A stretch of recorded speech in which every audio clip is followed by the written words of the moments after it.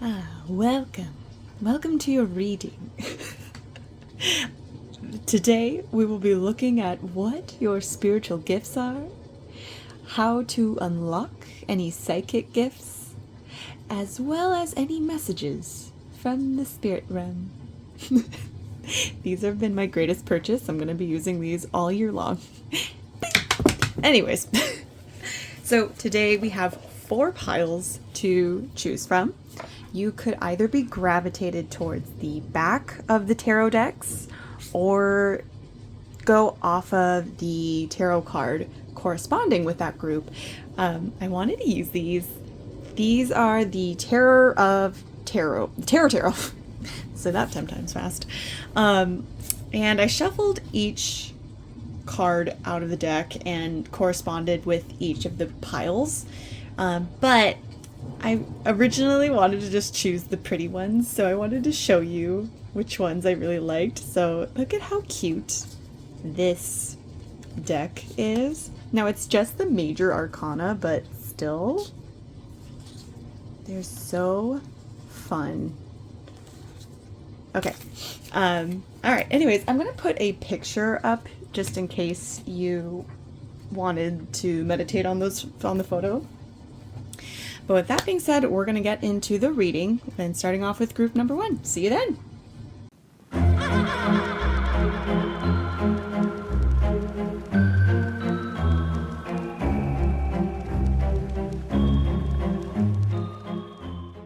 Hi, Pile 1. Welcome to your reading. You chose the Dark Mansion Tarot, or you could have chosen based off of the Sun card.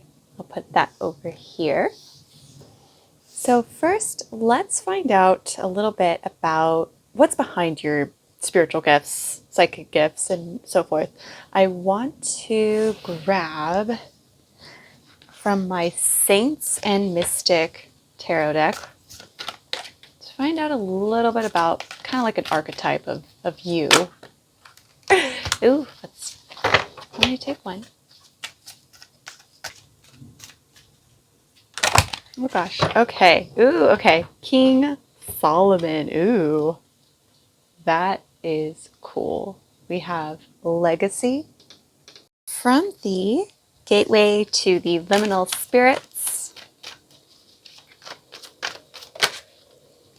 we have Birch.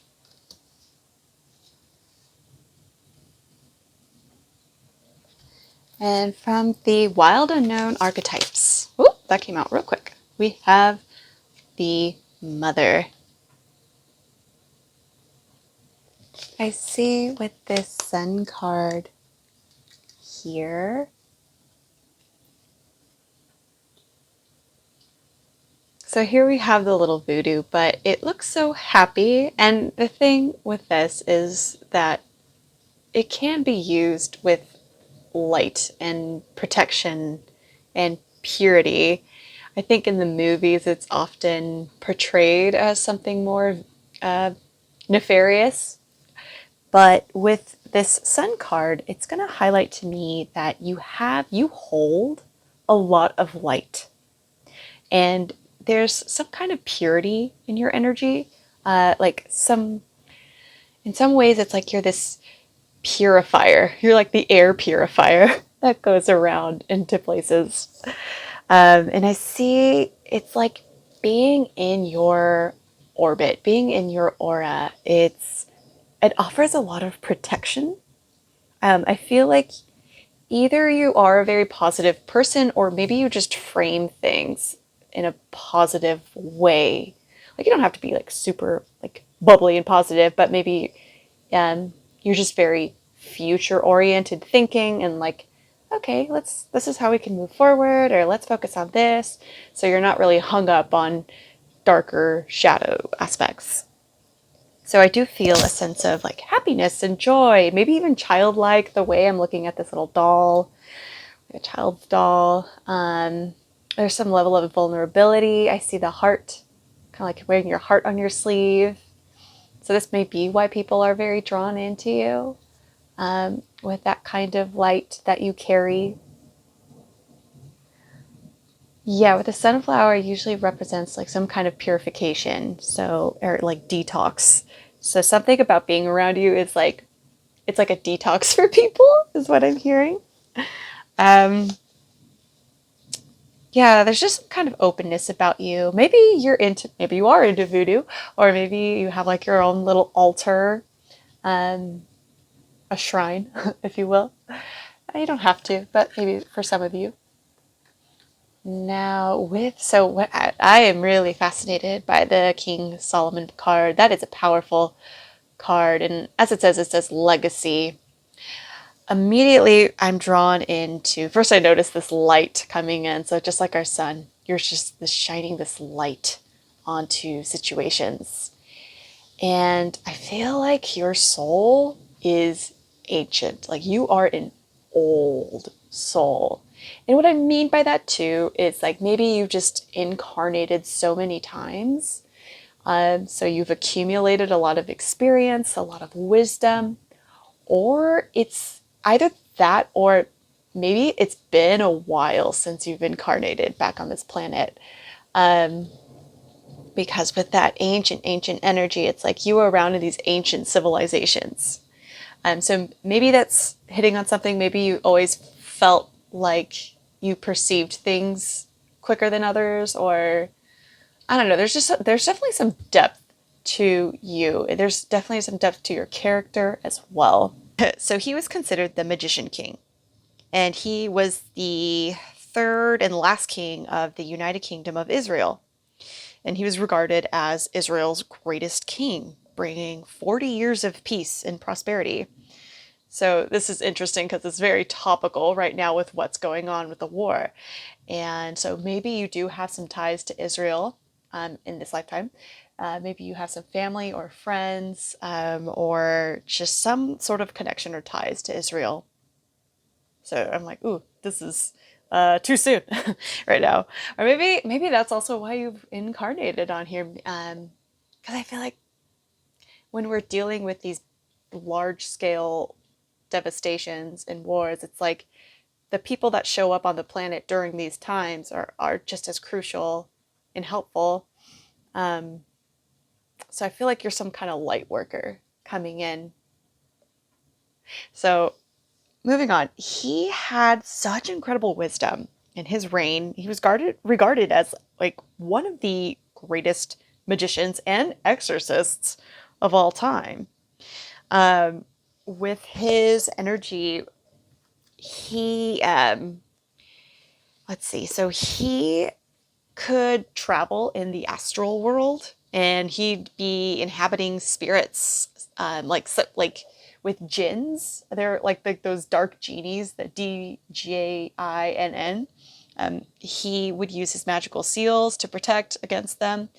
Um, he had the ability to communicate with angels and had psychic access to extremely high magical information. Um, so with him, he's very strong emotional intelligence and managing great responsibilities. So I feel like you might be a big role model for others. You have a highly spiritual guidance. And maybe you don't realize it, or maybe you do. Maybe you've always picked up on it, but you just haven't really been validated in that way, or you may have dismissed it. But you do have, I feel like a team is around you. I feel like you're being watched with this birch energy. See how they look like eyes?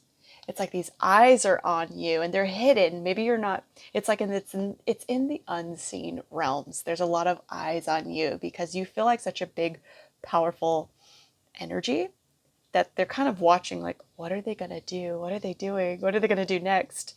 Um, and so either that or, but also protection, because again, with the sun card, I feel like with these, there's a big emphasis on protection. So I feel like you're also highly protected in the spiritual realms because of the kind of power that you hold.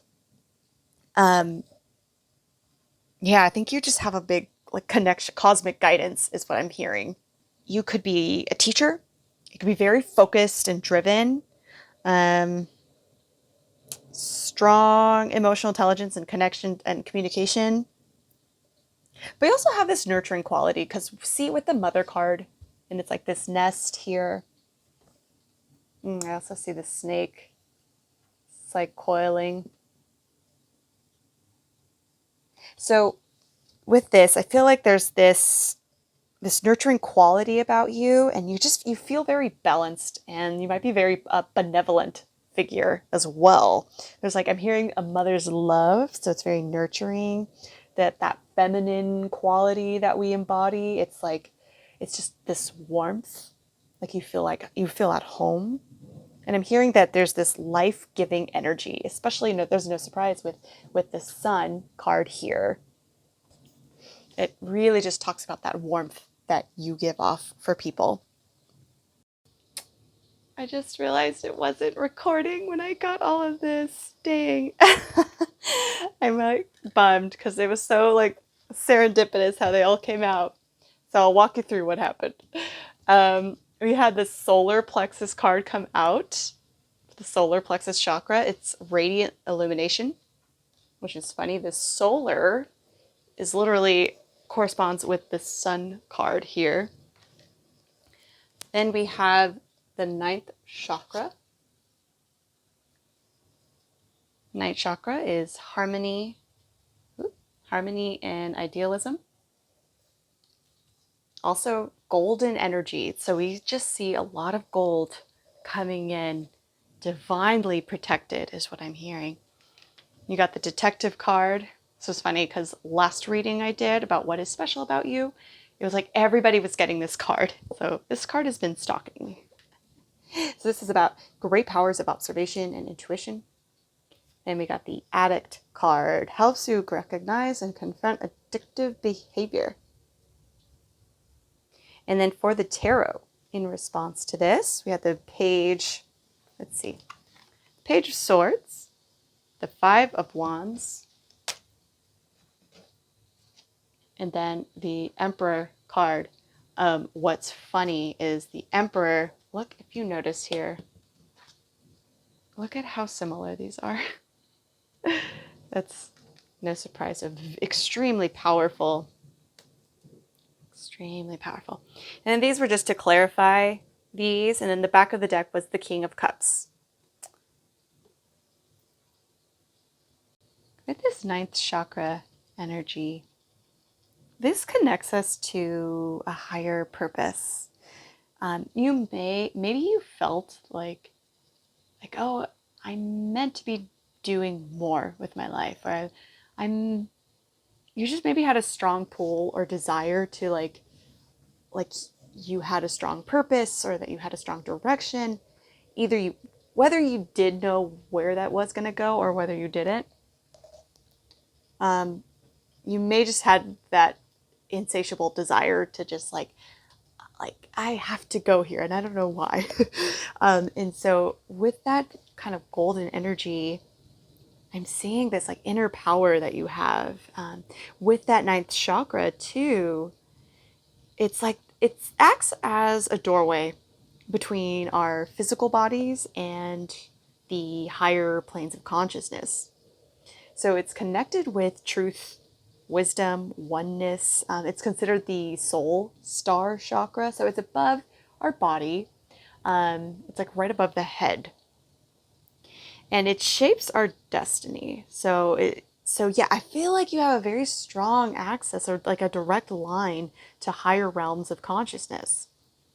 Whether this is developed in you right now or has yet to really be fully developed, I do see that you are guided by this very strong inner guidance and higher wisdom, as we were picking up earlier with the King Solomon card. So all of this kind of like really ties in and makes sense. If you don't really feel this, you might be sensing it, but if you don't feel like you're fully tapped into this, it just might mean that you're kind of imbalanced. And it needs to be, that chakra needs to be brought back into balance. But you do have the ability for clear communication with the spiritual world. Again, when I'm seeing all these eyes watching you, it's like, again, this divine guidance that's surrounding you. So whether you believe that they're not listening or that you can't hear them. They can hear you. They're by you. They're surrounding you. You definitely have this protection around you. And you're getting this input. It may sound like you. So that might be the funny thing is like you may think these are your ideas or especially, but you might be getting a lot of like epiphanies too, like just these aha moments that just kind of come through. And you think it's just your mind kind of like spinning the wheel of cognition, but you're like, actually, I feel like it's some of your guides kind of like, hey, what about this? Did you think about that? Maybe look over here. So it's kind of like guiding and tipping your head or guiding your neck to look in certain directions. With this solar plexus, I'm seeing. So again, it comes back to about personal power. It's very this radiant energy that you have. It's you you have this self-discipline too. It's really interesting. It's like this assertiveness, this ability to make decisions, and strong intellectual abilities. And varies, again, it's really tied into your passions. I'm seeing all these wands in the tarot too. And then the Emperor is the Aries card. So lots of passion. This is why I kept saying, like, wow, do you feel like you have the strong desire and pull and push to go in a certain direction? And that is your higher calling that's meant to be uh, that's meant to be explored in this lifetime. Yeah, strong life force energy. And you channel ideas. Like I'm just seeing this divine stream of golden light. It's like you bring ideas into reality. So it's important where you put your energy because you are such a powerful manifester. Again, he is the Magician King. And the Emperor card here is very strongly, has a strong ability to manifest what he chooses. Over here, let's see. With the Page of Swords, it's no surprise because we have the Detective card. So, Page of Swords, they're a very, very curious mind. Like, I feel like you might have this thirst for knowledge, you're just a very open minded person. And you like exploring new ideas or maybe learning different spiritual systems or having different ways of communicating. Also, very observant. Maybe you can spy. It's like you could go online and put things together. Like if I don't know, it's just playing detective again. Just playing detective. It's like you know how to like. Let's say a friend's like, can you find this information out on somebody? You're like, give me one moment and I'll figure this out. And you can just go in and sift through things, and you have such a good eye for it that you can like put a whole report together and present it to somebody. So that's like that Page of Swords energy. Underneath it is the Six of Wands. So I feel like there's some sort of public recognition. So it's tied into your confidence too. Like you just have this very like strong confidence and inspired way of communicating that draws in a crowd. So yeah, maybe this is something that you're known for with your communication style. Next, we have the Five of Wands, and this is a card about conflict and tension. It's like when things get heated. But we have the Hierophant underneath it, so it could talk about maybe you're some kind of spiritual leader. And maybe it doesn't have to be traditional. It could be. Maybe it's just that you're under the framework of some kind of spiritual doctrine or just some kind of structure. It's like your knowledge here, again, is being highlighted and how you come into situations and disarm situations. Maybe with this addict card, maybe you deal or have dealt with addicts, or maybe you were at some point in your life, had dealt with addictive behavior. But I'm seeing with confronting the addictive behavior, it's like, again, this light, you come in and you shift things. It's like you take these darker behaviors, you shine a light on them, and you kind of transmute the energy. Yeah, you're like this force to be reckoned with. Like you come in, and this is again with the leader energy, the quality of King Solomon and the Emperor. Um, they're so driven for change, for for for leading a better life. And so I'm seeing with that Hierophant energy, that's exactly what you're doing here. You could be, so sometimes it could be like a traditional religion. Maybe you grew up in a very traditional religious household, but it doesn't mean you have to like still follow that religion. But maybe that was something that you you grew up with. Now back to our Emperor energy. So with him, it's very interesting because again, it's such a commentary on like being such a leader. Um, but you're not some kind of tyrant either, because we see the Lovers card, and with this, it's you're very authentic and genuine, and that's what people really listen to you.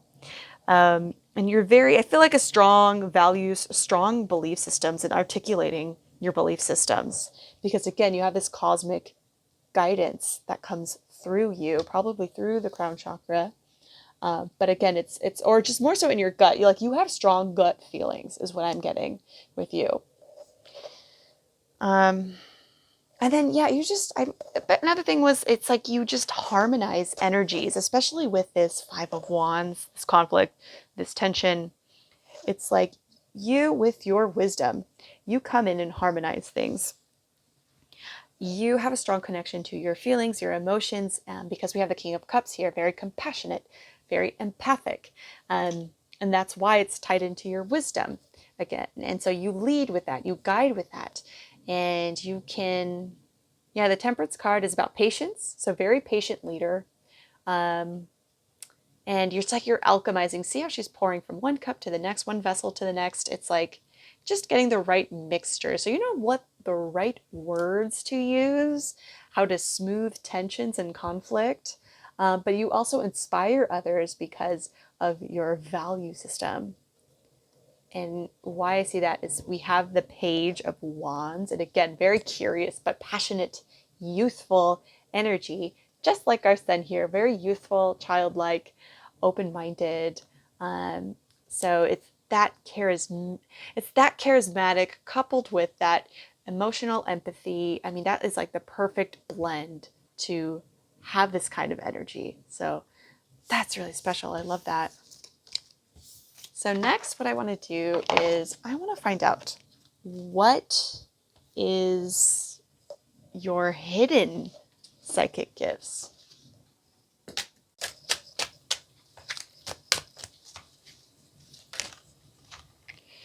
Oh, okay. We'll take these. These two came out. We have the 11th auric field. I love that open stance. It makes me think of Barbie. I think I've seen that. And oh my gosh, what is weird Barbie? Where she just did that with her leg. Okay, summoning forces and manipulating form. Ooh. Okay, this is definitely expanding on something that we've kind of already covered here. Fourth auric field, intimacy and healing. Okay.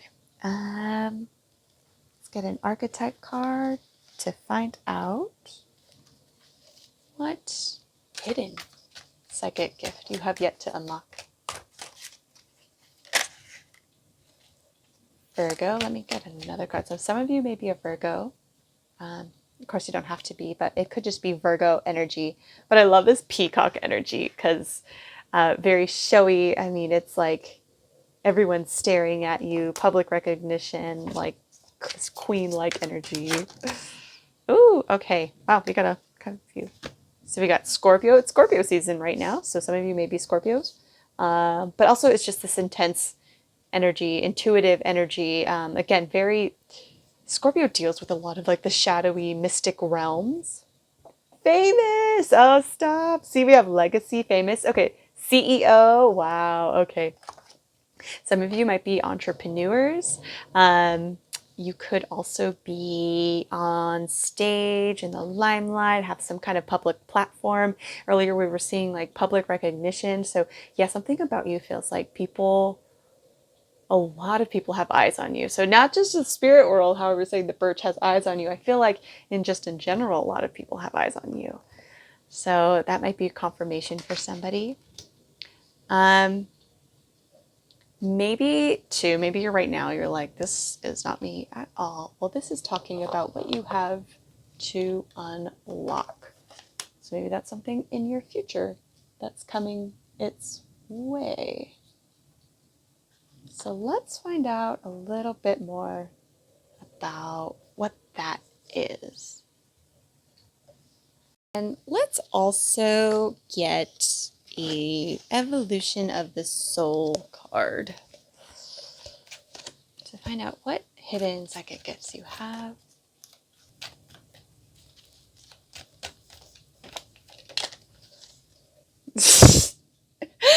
Soul is royalty, extraordinary regal presence. Step into your own personal power, living your purpose as a leader. Wow, see, wow, you were just destined for greatness. On the back of the deck is mature soul, embracing otherness, lessons, empathy, self-awareness, traits, introspective, inquisitive, and sensitive. Wow, wow, wow. Amazing. So let's see. So this is talking about what's hidden, what you have yet to tap into and unlock. And boy, oh boy, do you have a lot. First, this one's kind of interesting. So this is like summoning forces and manipulating form. And when we're talking about this, so the auric bodies, this is your aura. So these are connected to your chakra system. So we've all kind of heard about the 7 chakras. So these, when we're talking about, like, so for instance, the 4th chakra, that is connected to the heart chakra. I mean, the 4th auric field is connected to the 4th chakra, which is the heart chakra. So this is why we're seeing intimacy and healing. Maybe there's some blockages in that area. Especially if you've had lifetimes like this too. I mean, you could have carried over karmic lessons from past lives into this life, and you're learning how to heal. And maybe those patterns are showing up again in certain relationships and connections. And these could either be romantic, or it could even be familial. So maybe there's something in the family line that we need to heal with our heart, that we're heart center. Or this could be just other platonic friendships too. But something in there tells me if this is hidden and has yet to be unlocked, it tells me that you could go deeper into that space. If there's some wounds that we haven't yet addressed, because there could be some intimacy issues or something around intimacy that with this kind of depth, especially with Scorpio energy, and then all of this as well, and the mother energy, so maybe even something connected to mom. There could be, it doesn't have to be, it could be a parent in general. Or it could just be that needing that time to nest, to nurture and cultivate that love for ourselves. So that way we can unblock this area for you. Because once we tap into that, that's going to be the powerhouse. Like this heart center coupled with your soul, your solar plexus chakra is huge. It is like detonating a bomb of power. And then here we get to the more spooky stuff, which is always fun, with the 11th auric field. So this is, again, this is above the body. So this is around, this is the aura. That's kind of, think of like tree rings. This is like what's circling around you. And this deals with the natural and supernatural forces from the belly. So I think that divine access, those gut feelings that you get, is a very good indicator of information you're channeling. Yeah, I feel like, again, with the King Solomon, it's like you can summon things. Like you're just this big manifester. And you can channel and summon different energies to work with. Especially if your soul is royalty in this King Solomon, it's like, I'm sure you've made some friends along the way in the spirit world. So it's like working with these other energies could come in. And so ways we could do that is through meditation. And you could just ask for the highest good, ask your guides to come in and the energies that want to work with you to either help you unblock some of these blockages that might go on and to help you open and expand yourself to tap into these gifts because they're there. It's kind of like they're in stasis. They have yet to come online. But with this mature soul energy, this royalty, this legacy, this fame, it's waiting for you to explore that dimension of yourself. And with a Scorpio card with the moon and Virgo is a very like introspective person. But I love that we have this like well dressed. So you might be well dressed too, by the way. But it's like they're not afraid to shine. They're not afraid to the way they hold themselves and carry themselves. But you have a lot of knowledge. You have a lot of wisdom. There's such depths. It's like you know how to go into the unconscious realms and tap into that. And then I feel like you're making a business with that. It could be like a spiritual business or just something that you're very passionate and motivated about. And you bring this inspirational knowledge, a spiritual knowledge and structure into that. And then that's what you become very known for in this lifetime. So, wow, that is so fascinating. You are a very fascinating person. Okay, so next. Okay. Let's find out what spirits are trying to connect with you and work with you. Oh boy. There's 3. I feel like you have such a big energy. There's probably definitely 3 that wants to come in. So I'm going to allow it. I'll allow it. So let's see. We have Spirit Fox. Okay. Trust your talents in changing times. Drum. Dream and journey. And Heart Guardian. There you go. There's our 4th chakra. Love and let yourself be loved. Oh, the heart. Yeah. Okay. So there's definitely a big nod to your heart. That's where you lead. That's where you source your power from. Spirit Fox. So you might have, maybe there's a connection to foxes that you have. Also possible in the coming weeks, you might see references to foxes. So yeah, this might be one of your guides, one of your little animal guides, or just right now during this time. You might be, especially if you're kind of tapping into this kind of power, there are big plans for you, my friend. So you could be going through something kind of challenging right now or something that's just very uncomfortable. Maybe you're kind of stretching outside of your comfort zone or just being pushed into a situation that's very like challenging, but there's opportunities being presented to you right now. And you might feel like you're on the precipice of something.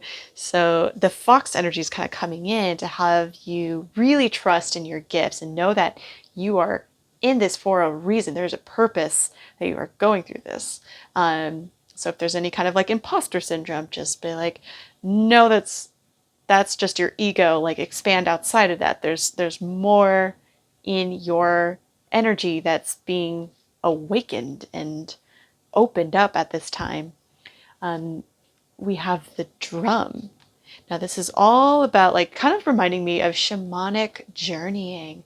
So with shamanic circles, sometimes they'll go into these deep hypnotic states, like these altered states of consciousness by beating a drum in a rhythmic way. And that drum beat kind of like puts a person into that altered state, almost like this sleep state. It's like just a deep meditative state. But with this kind of instrument, it's helping you go into these other spiritual realms to get this inner guidance. So you're being called right now to come to your spiritual guidance, because it's like they're all waiting. Again, I'm being back drawn to that birch tree with all the eyes watching you. It's like they're like inviting you, like, come on, we have information for you. So I don't know what your best modality or practice is to get into these states, but you're being really strongly encouraged to that because you have such a strong inner vision, and maybe a strong imagination too. Maybe you just wrote it off as like, I'm just making things up, but like, no, listen to that. There's some good stuff there. So yeah, your divine, your spirit guides or divine guidance is like trying to come in and to make contact with you and kind of really help refine and guide you through this, whatever this challenging aspect that you're going to be going through. Yeah, just because you have so much potential too. Next with this heart guardian. So as you see with the wings, there's this angel. So yeah, you definitely have this connection to the angelic realm, just as our King Solomon had that special connection to the angelic realm. Let's see with that little, oh. Yeah, your angels are coming in right now and guiding you, protecting you, and just know that you are protected with whatever venture that you're trying to go to. You're not alone. They are here. You're being guided every step of the way. And that's why they want to get you into these altered states to help you practice and really know thyself. You might be surprised too, because you might just get this explosion of sensations or images, or downloads that might come through with that golden light. So maybe visualizing golden light, doing some meditations with that. It's going to be really helpful. Okay, so let's see what messages they have.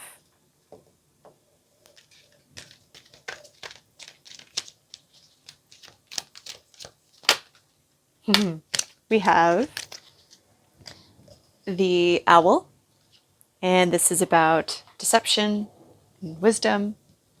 So another animal guide coming in for you. Disruption and birth. Oh, 4. Oh my gosh. Birth, rebirth, and the fire fairy, creative action and optimism. There's our optimism. Again, with this fiery energy that you have, you're very vivacious. And you can use that to your event. It is a tool for you to use. That is part of your spiritual gifts. You also might have a connection to the elementals, like fairies, and nature spirits. Trees, you definitely have a connection to trees. So what I was talking about, the challenging aspect, you definitely have something going on either right now or kind of like there's preparatory work to help you move through something that's requires a lot of like strategic thinking and strategic steps to take. But through that process, it's changing you. It's like the initiation into this kind of powerful energy. So you're creating with the owl a deception and wisdom. It's like you can see all layers to things. So you go beyond just the superficial layers. So maybe how people present themselves, you can go deeper into that and really see through them. I'm just really drawn to the way this owl is so focused in on things. So even if somebody's telling you one thing, you can hear the rhythm of their words, the temperature of their words, the cadence, and you can like really see through that. You can feel into the situation. You have a strong sense with your gut again. So really connecting to that gut is going to help you and steer you. That's your inner compass. Yeah, with this, trust your talents, with your creative action, your optimism. Really lean into that because that is a very strong gift that you have. Okay, let's see. Lastly, let's get what other message can we get? Oh boy, oh boy. Okay, let's see. Ooh, remembrance. Oh, there's 2. Okay. Energy work. Wow. So the dream time, I'm getting dream time is really important for you, where you get a lot of your memories. So with the remembrance card, I'm seeing a message for you is to get outside more if you're not already. And spending time outdoors is really going to help you harmonize these energies and connect, have an easier time connecting with your divine intuition and guidance. Um, Maybe going out at night to looking at the stars. Something about that really seems to open up your channels a bit more and receive more downloads and information of like what to do next. Um, and yeah, just getting outside of your comfort zone too is another thing. Um, I want to say too, really, if you feel a call to it, start really like exploring other belief systems or spiritual systems to just kind of start to open you up a little bit more, because that might invite new energies to come into your frequency. So just so we're not recycling the same sort of thoughts, it's like opening yourself up to new forms of content and information, of ways of looking and philosophies of life, might stir up some things and explore new dimensions of yourself. This is a reminder of like your healing abilities, that you can kind of come in and lift things and change and transmute energies in the room. It's like everything's in the palm of your hand. Again, coming back to this powerful manifester, it's like all of these little planets, universes, it's like all in the palm of your hand. So another confirmation about how you can like really manipulate form and use it in a good way. Yeah, exploring those spaces, those inner spaces. Yeah.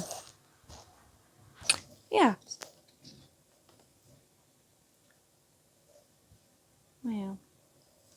You've got a big role to play in this life, and that is incredible. I hope you know how incredible you are. If not, I'm here to remind you, you are one epic human being. All right, group one, this is the end of your reading. I hope you liked it. I hope some of this resonated with you. And then I will see you in the next one. Take care. Bye. Welcome, Pile 2. You chose the Line Defined Tarot. Look how beautiful this is. The gilded edges, they're so pretty. You could have also chose, based off of the tarot card, the Strength card. And so this has Cerberus on there with Persephone in the underworld. So a few things I was picking up with this. My first impression, so I was kind of meditating with it, and my body felt very heavy. Just like tired is what I was feeling. So I was also kind of just getting like more of a darker energy with this one, and when I say that, I mean darker themes, not in a bad way, not in an evil way. It's just they're just more dense, as how I could describe it. So Persephone, as we know, is queen of the underworld.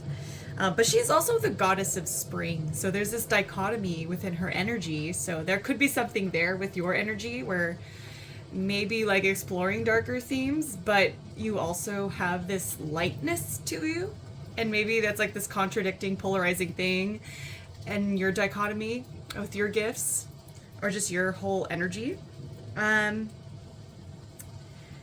Cerberus, this is the Hound of Hades, and they guard the gates of hell. And then if you'll notice Persephone's calm demeanor and how she evokes this loving and nurturing presence over this terrifying beast, it's like she's subduing the animal. So something about subduing animal instincts was in your energy. So I'm seeing this like strong balance between emotion and logic, because you might be able, and what I'm picking up with your energy is like you might be able to handle darker entities. And I'm not saying that to scare you, but I'm saying that in more so a way of just things that evoke a lot of fear, or things that seem like monsters. Another way of looking at this is maybe even the subconscious world. Maybe you've learned through the strength card and your own experiences and lessons, you've learned to befriend a lot of your subconscious fears and facing those shadows or the hidden monsters within there. And so you can kind of also deal with the shadows of others in that way. So that might speak to something about your psychic gifts, and what your soul has done in the past or does now, maybe without you really being consciously aware of it. And then I've noticed a lot of the color schemes too, like the purple and violet and pink colors. So I was also feeling this tingling sensation in the top of the crown of my head. So you might have a strong third eye and crown chakra. And that might be where you get a lot of spiritual insight and wisdom that comes through. So let's go and take a look at some cards. Before we get into what your spiritual gifts are, I wanted to pull some main archetypes of your energy to get a baseline idea of what you're like, what your soul is really like. So this is from the Saints and Mystics Oracle.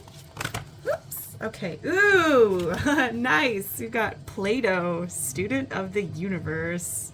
So definitely crown chakra coming in too, for sure. I love it because that's also Greek, and then here we have Greek mythology, so that kind of lines up too with that. Very cool. With Plato's energy, I'm feeling, very strong connection to the higher mind. So just with the crown chakra and the third eye chakra that I was picking up on, I feel like maybe you're inclined to a lot of academic research. You may be really involved in exploring different topics, exploring different sides of yourself and cultures. Philosophy is going to be a big one for sure. Maybe you had a concentration in areas of like math, astronomy, law. Definitely strong teacher vibes with you. Yeah, it's like you have this with the crown. I'm really drawn into that. It's like you have this capacity for self-awareness and to have really profound, insightful thoughts and reflections. You might surprise people like, whoa, that was deep. But the other beautiful thing about Plato's energy was not only was he a teacher, but he would literally go walk in gardens and just connect with people one-on-one and have these conversations. It was just a very human, heart-to-heart conversation, and that's really how he's spread his wisdom. And this is why he connected to so many people and left such a mark on history by his ability to have connections. So kind of what I see with Persephone, this I don't know, she had this ability to go into the underworld but then come back up and explore different spaces. Something within your energy does the same thing. So with this, there could also be so his energy closely works with activists, writers, poets, philosophers, actors. So if any of those kind of hit a point for you, then that's confirmation. Let me get another card. I got two more cards for kind of like your main energy for this reading.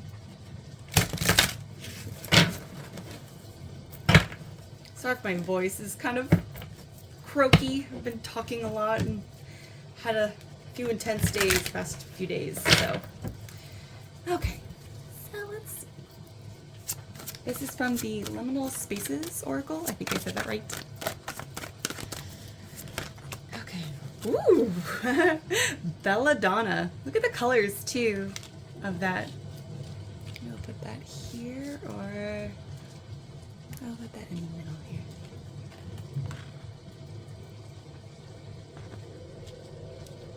And this is the Wild Unknown Archetypes deck.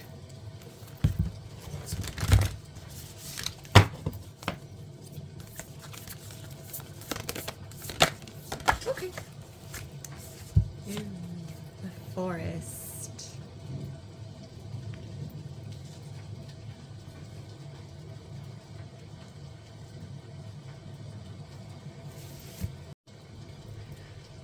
So what I'm drawn to, it's funny with the belladonna plant because it's a toxic plant. It's deadly nightshade. And I feel like that really corresponds with the imagery here with the gates of hell and Persephone at the front there. Because belladonna is like a very beautiful plant. You might be good with working with herbs or different just plants in general. You might have some kind of green thumb, especially when I'm seeing the forest here. So there's definitely confirmation with working with nature, maybe with nature spirits or elementals. You might have a connection to. So with belladonna, it can be very poisonous and toxic to humans, but there's also medicinal compounds to it. So again, we see this dichotomy, just like Persephone here with the underworld, and then she's also the goddess of spring. So I feel like there's a little bit of that going on here in your energy. There's these like duality about you that's really interesting in your nature. So it's like both things can be true in your spiritual gifts and your spiritual energy. Yeah, I feel like you're like physically beautiful and attractive too, or just something in your energy is really attractive because with Persephone, you know, Hades was very attracted to her. It's a very attractive plant. So something about like your physical form is beautiful, but yet there's such this, it commands respect. It is not to be messed with. Because you just have this immense strength and determination in you, especially with the Plato card as well. So it's like you see beyond illusions of form. With forest, something really draws me between these two, like how they're connected within there too. And you're not going to know what you're going to find in the forest. So it's like getting lost in the sea of trees. But I feel like with you, there's a sense of adventure involved in that. Kind of like you're just being guided by your own inner compass. And even though much is hidden from you, it's like you do have this perspective that you take that kind of helps guide you along your path, so to speak. So instead, like some people may have, like the one quote that I keep hearing in my head is like, you can't see the forest for the trees. So I feel like it's like, we know that the way that we see things is limited, and it's like this myopic view, but you have this bird's eye view. It's like you can go into the thick of it, look at all the details, and then come out from a bigger scope of things and look at it from a wider lens. Again, kind of talking about that crown chakra. It's that divine connection that you have in order to look at all the planes of these realities. So, yeah, that's interesting. I'm really curious how this is going to play out in the rest of your cards. So, let's find out what your spiritual gifts are.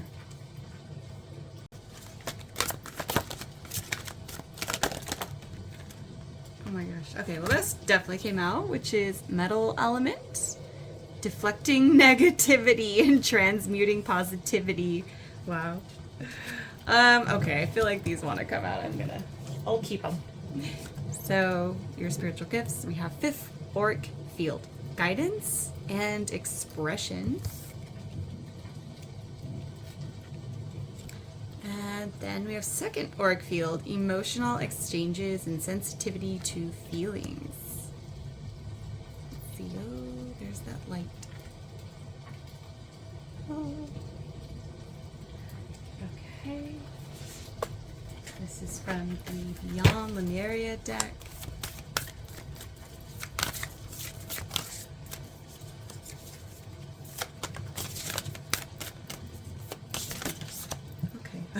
Look at that. 3rd eye chakra, pineal perspective. Look at all the, like, I'm thinking of, like, with geometry, too. So maybe you're into geometry or, like, sacred geometry as well.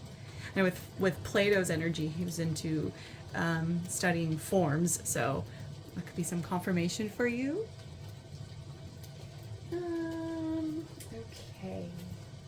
Then we have the archetypes.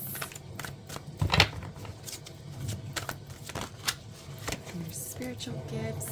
Oh, Saboteur highlights your fear or self-empowerment and the changes it would bring to your life. And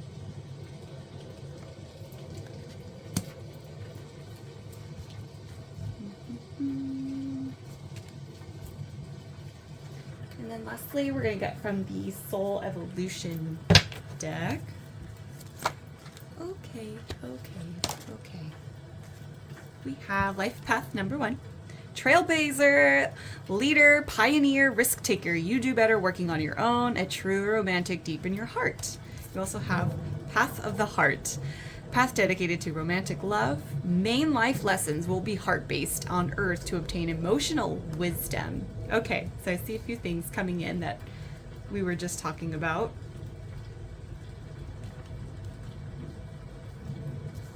Bring this back. Okay. The light. Sorry, I have to move these so that way you're not being blinded by the light. So, okay, everybody's light is coming in. Okay, bear with me. We'll just do that for now. So with this metal element here, deflecting negativity and transmuting positivity. So I'm noticing that with the Saboteur card tells me that, because this is about your spiritual gifts. So I see it as like you serve a role and a purpose and a function for others, whether they're alive or they're not alive. This is the thing where we're kind of like, we occupy both spaces, both realms. And I feel like you stop like unhealthy behaviors, or not so much stopping, it's like you help others with their unhealthy behaviors. And working with like darker entities too, providing protection against these forces. So, and what I mean too with the Saboteur energy, it's kind of like you come in and you expose the fear, any low self-esteem. So you might be a guide for maybe how this translate in your life is like maybe working with others. It's like you come in and have these, like the Plato energy, you have these heart-to-heart connections, because second orc field talks about emotional exchanges, sensitivity to feelings. We see this with this heart-based energy.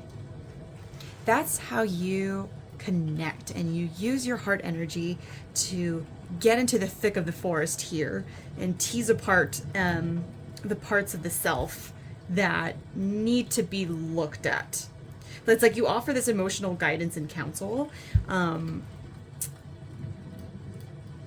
Yeah, because you don't get lost. So other people might get lost in the forest, so they might get hung up on certain patterns or cycles in their life, and you might just observe them and watch them because you have this awareness. Again, coming back to that third eye perspective, it's like you might see them getting lost in their stories, and it's like going into these cycles again and again. Maybe they're constantly complaining about the things that they're stuck in.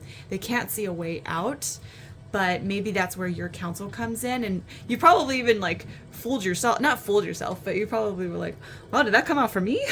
When you're offering these wisdoms, and it's a form of channeling. Sometimes when we're helping our friends, and you all of a sudden get this stroke of insight and revelation that comes through you, and it channels through you just at the right moment to your friends or your family members.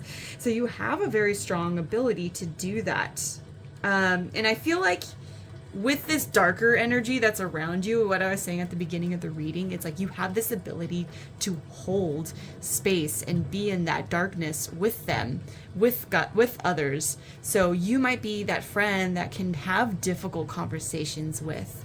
Maybe there's some friends that are people that they don't have somebody in their life to go to because some of the things that they are confronting might be really dark, and it might be off-putting for a lot of people, but it's something that they're really struggling with. And you're that kind of person that has the depth of understanding and your feelings and knowing yourself, who can help them, guide them, be in those low spaces with them, be in that pain with them, meet them where they're at, and then help and bring them up to the light, versus other people who might just try to like, just be positive. It's like, like Persephone here, like you can go into the depths of their pain and suffering and be like, hey, I see you. Let's just stay here however long you need to stay here. And then when it's enough, we're going to come right back out and I'll hold your hand through that process. It's like you have that powerful spiritual gift about you. I love that about you. We need more people like that because sometimes we'll just kind of, it's just an awkward thing. Like we don't know quite how to handle dense, heavy scenarios. So we like either push it away or we just blind optimism.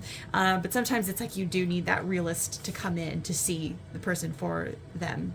I'm hearing so this isn't Plato's quote, this is actually Socrates' quote. It's called Know Thyself.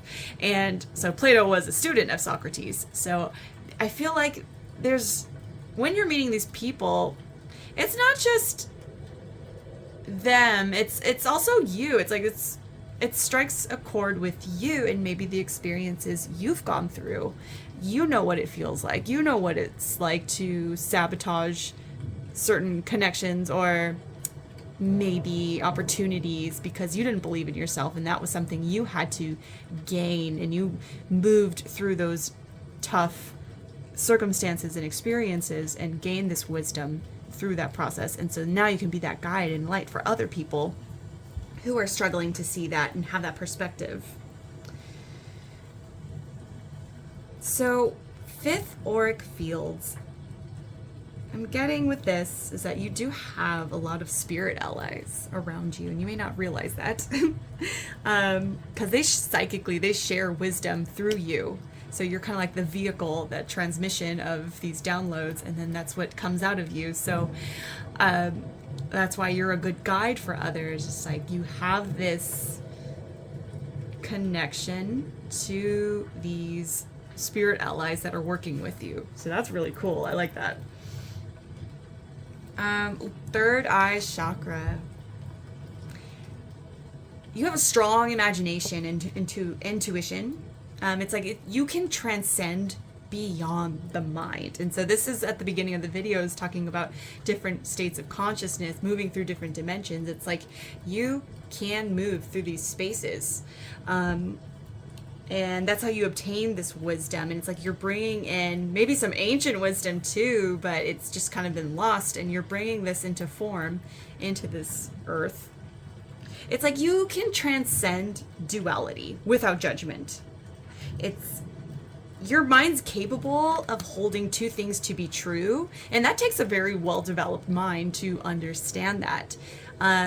With this human experience, a lot of people are very like black and white thinking. And it makes sense. They like to make sense out of it. The brain likes to like grab things and reduce it into very simplistic terms. But sometimes we lose the nuances and subtleties. And it's like you have that awareness to look at two things can be true at the same time, even though they're kind of like a paradox to each other, but that's reality.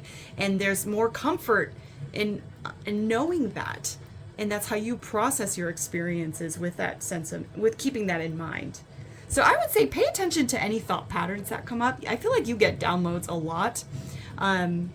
And write down any kind of like insights or revelations that come through with you. And I think over time, when you start to track them, you'll be surprised some of the insights that you're getting. Okay, next, let's get some of the tarot to kind of elaborate further on your spiritual gifts. Okay, let's find out more about your spiritual gifts. Ooh, that's flew out. We have the King of Swords, the Ace of Pentacles,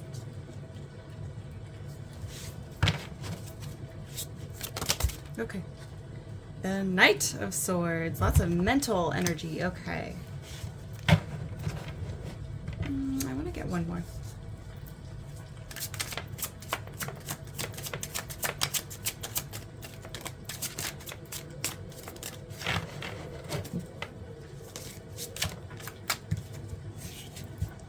We have Six of Pentacles.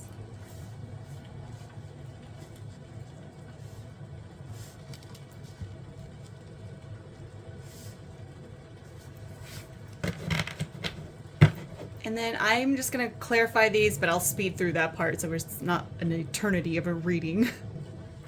Okay, here are the clarifiers to the main top row cards.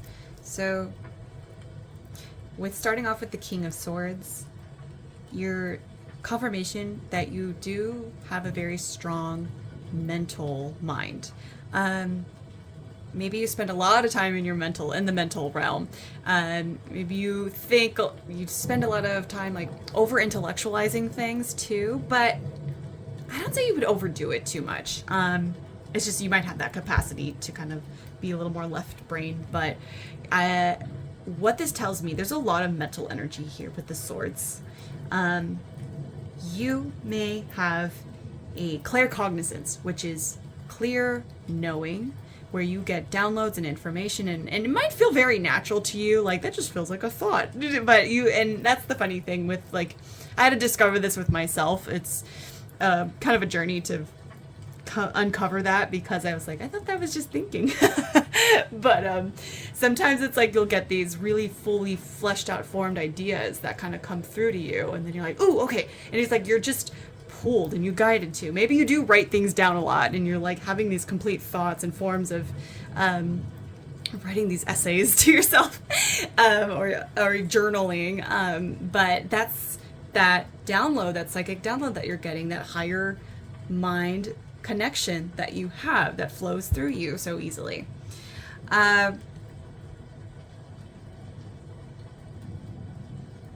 With this Ace of Pentacles and the Knight of Pentacles, it's like I'm seeing, okay, this is actually going to be connected to the Knight of Swords and the Moon, because the Moon card talks about all about our fears, all about our subconscious mind, dealing with the things that we're not conscious of, that people keep away, people are afraid to confront. Again, kind of highlighting what we were talking about earlier. And the Knight of Swords is like that impulsiveness. It's like who rushes ahead, who faces these things, conquering these things. So it's like you find the opportunities out of these darker themes, no matter how long it takes too. It's like, even though it might be a slow moving process, it's like your trust in the process really like unfolds here. What's funny with the Moon, look at the hounds here, just like our hounds, like another confirmation there of your ability to go into the dark, take the things that you need to take to add it to your collection of wisdom. And you bring balance too. With the Six of Pentacles, you see the scales of balance. It's like you go into these spaces and you bring, if you think about, like for a metaphor, what is it called? It's like feng shui. Like you're messing with the chi of the room, the flow of the energy. It's like that's what you kind of do. It's like you kind of like fix the energy around the room. Maybe not even beyond your awareness too, but when you engage in these discussions with other people, or just your energy with other people, it's like you're rebalancing things back again. With the Two of Pentacles, commonly in the traditional tarot, he's like juggling these pentacles, and so in a way it's like also trying to find balance, so highlighting and confirming this key balancing act that you do. It's also, if you turn it around, it looks like the infinity symbol, so there's this infinity loop. And the Strength card, Persephone has it a little bit, but in the traditional tarot they also have an infinity loop. So yeah, something about you that's eternal, infinite wisdom. Yeah, that's your gift. Five of Swords too on the back is, we see this like pain and heartbreak, the storm, these tears. Again, really like you can go in, maybe because you've had to deal with this in your own life or in past lives, but you're the one that comes through, rebalances and shifts things and gives perspective and lightens it up, takes what you need to take, goes with in a new direction. And that's a superpower. That is a gift, to not stay stuck, stay in the depths, and actually like kind of climb your way back out of the hole. That is a big superpower, and you are serving a big purpose for that for other people. Okay, what gifts are lying dormant that you have yet to unlock for your gifts? We have oh my god, look! Wow, that's so cool. 8th chakra, mysticism, otherworldliness, past, present, future. That looks like Thinking of the three fates, and then these archetypes.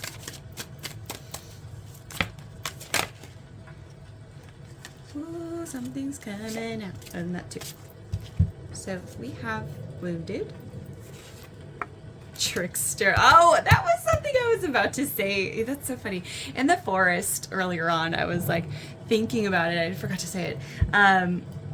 That there could be trickster spirits, and that's really when we go into darker entities, and when we are confronted with things, it's like trickster energies that are coming in to mess with you, and they're kind of like serving as tests and guides. So maybe some of the lessons that you had to go through was kind of cracking you open, and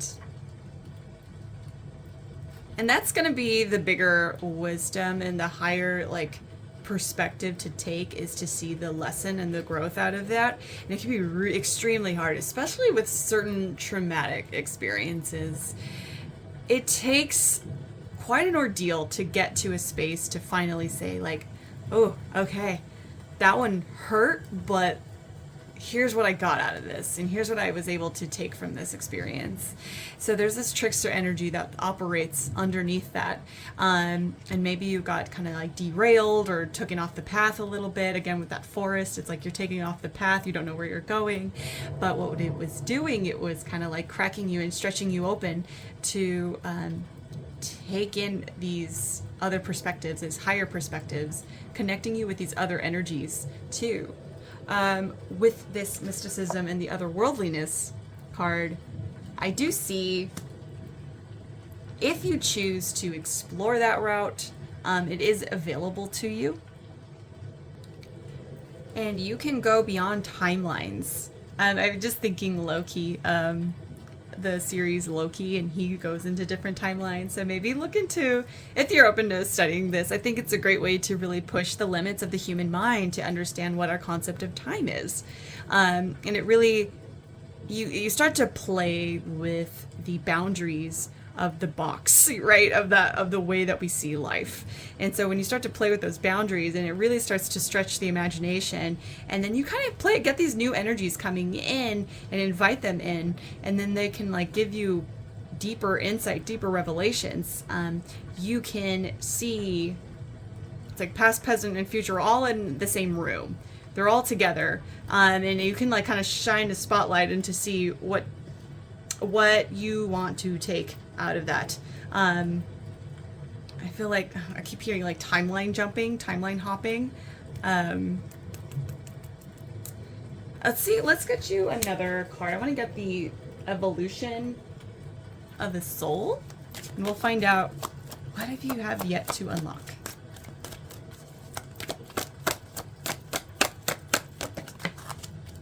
Ooh, breaking contracts.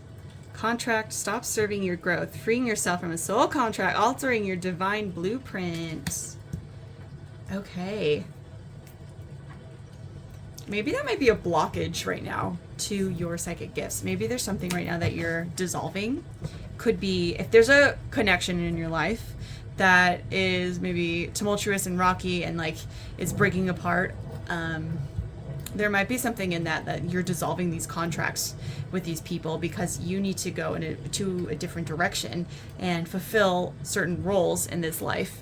But in order to do that, you need to really face these things. And so maybe exploring the past, present, future with these connections is going to help you unlock something in that space.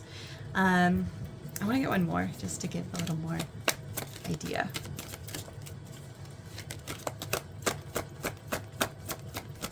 Yeah, really examine any connections that you have in your life of people that you don't resonate anymore with, and like just be that real honest with yourself of like, okay, are we on the same page anymore? Is this really like I'm going in this direction, this person's going that direction. We can respect and honor the connection that we had, but if it's really rocky, tumultuous, or it just brings you, if you notice you shift into a whole other different energy, then maybe it's something to explore and examine. further. Okay, we got 2 cards. We have Child Soul, adapting to rules of life, social structures, rules, roles, discipline, dutiful, traditional. Spiritual Elder. Ooh, I love the dichotomy. That's like the elder, the child. Destined to become a spiritual elder, easily discern truth from illusion, non-judgmental, unconditional love. That's that Plato energy that you have. And that's what I think with like these philosophers, it's like they also have a very childlike quality, and sometimes they're not so serious. They also know how to just, and again, it's that heart energy. They know how to have like a lightness to them, and look at life from all different angles and respect and honor all the journey itself without getting too like angry at the process. Like we can get angry, but there's also a deep knowing that kind of transcends that, beyond that. So I see you, I feel like in the past you probably were a spirit guide for others and now you've incarnated into this life, and I can see you becoming that spiritual elder. So that's why if you were ever one of those people that like, I see ancestors on the back, by the way. If you ever heard as a kid, like, wow, there's such an old soul, or like, wise beyond your years, like, there's a reason. That's a reason why. Okay, next, let's find out what spirits are trying to connect with you.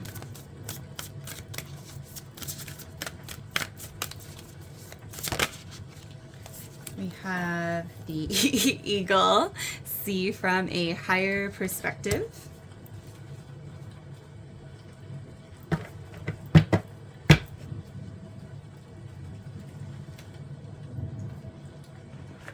And the wisdom of the Avalon card. Ooh, there's 2. Okay, we've got the cat. Okay, a lot of animal spirits for sure. And then Earth Fairy, physical health, grounding, foundations.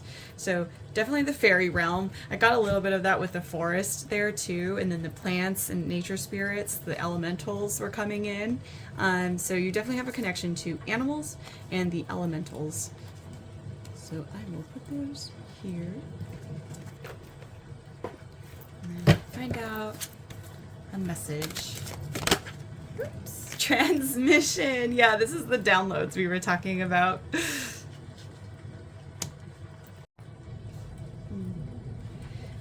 So firstly with the eagle spirit. The eagle spirit, it's working with you to help you see from different angles and guiding you to move beyond limitations of your ego.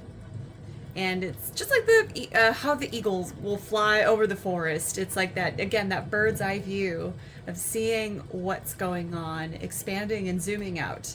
And this is how we collect more data, more information to be better equipped to handle solutions. By the way, you may see confirmation. Maybe there is a connection to eagles that you have, cats, swans. So just might be confirmation for somebody. Now the cat. Now this is talking about healthy boundaries. And I think that's coming into play with you serving as a reminder when you deal with these darker energies or darker entities, to make sure to protect yourself, especially with energetic vampires, which sounds more like devilish than it is. It's just like in your life, let's say there's people who are constant complainers, or people who always like glass half empty kind of approach, but they really drag you into it, and they try to drag you in, and it's all unconscious. It's not like they're maliciously trying to do it. It's just they live in that unconscious space, and again, you're that person that can see through those illusions. So I know you probably have this empathy to listen to them, but really protect yourself and distance yourself when you know it's time, and you can check in with your body or with your energy to just say like, ooh, okay, I don't need to be dragged into the mud here. I said my piece. If they're gonna listen, great. If not, then I'm gonna go over here now and spend less time with them until they're ready to shift a little bit, or just see them in small doses is what I would suggest. So it's really protecting yourself physically and energetically and removing yourself from those situations when you start to feel it get imbalanced. And you know that there's not much. I mean, obviously, everyone's in their own power to do things. I don't want to give you that power to say, like, you're the one to change them. You're not some martyr, you're not a savior, and you don't have to go into these situations. That's the beauty of it. You don't have to go into a situation and be like, I'm going to change them. The second you do that, that's you going into ego, and we don't want to do that. It's just really about being there, holding space, and then also protecting yourself in that process. And knowing, having the wisdom to remove yourself from these life force draining energies that might be around you. So yeah, taking your time to come back to center yourself. As we see, it was brought up with the Earth Fairy, which is talking about grounding, foundations. So I'm also saying maybe pay attention to your sleep habits if you're getting enough sleep right now. Are you eating the right foods? Are you drinking enough water? Are you getting outside enough and connecting to these nature space, especially with your connection to plants? I'm seeing this is very rewarding for you. This is how you regain your energy. So really pay attention to those signs when they start to happen. Because this is your support system. Like we were saying at the beginning of the video, your nervous system is like the receiver for these transmissions that you're getting and expanding your psychic gifts. So you really have to make sure your foundation, you have the substrate to support this kind of energy that's coming into you. So I'm seeing with this psychic card, the Swan card, it's like this deep transformational energy is appearing in your life right now. And it's guiding you to really trust your psychic gifts and your intuitions and the downloads that have been coming in, or any synchronicities that you might have noticed. This is confirmation that, yes, this is a sign from us, your guides. They're coming in right now to validate that, like, yep, we've been sending you signs. Hopefully if anything came through right now, you're like, oh yeah, I was wondering about that. That's confirmation. You are getting downloads. So back to with the grounding practices. The grounding practices, I can't speak. It's been a long day.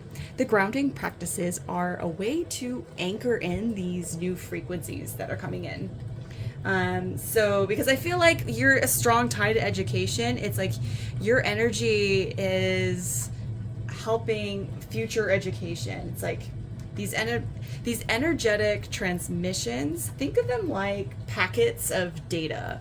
I think of like if you tap into symbols and metaphors, it's like a zip file. It's like all this content compressed into that symbol. And so once you start to connect to it and see how it connects to you and really unfold and get to know yourself through this process, all of a sudden it's like these huge amounts of data that you've like uncovered and wisdom that you've uncovered just because you spent time to do some meditation or connect with yourself. So that's really cool. That's like you're getting all of this new energy coming in line from you. That's pretty badass and powerful, I have to say. All right, so group number 2, that was your reading. I hope that resonated. I will see you in the next one. Take care. Welcome, pile 3. You chose the Halloween tarot, or you could have also chose based off of the Emperor card, which is Dracula.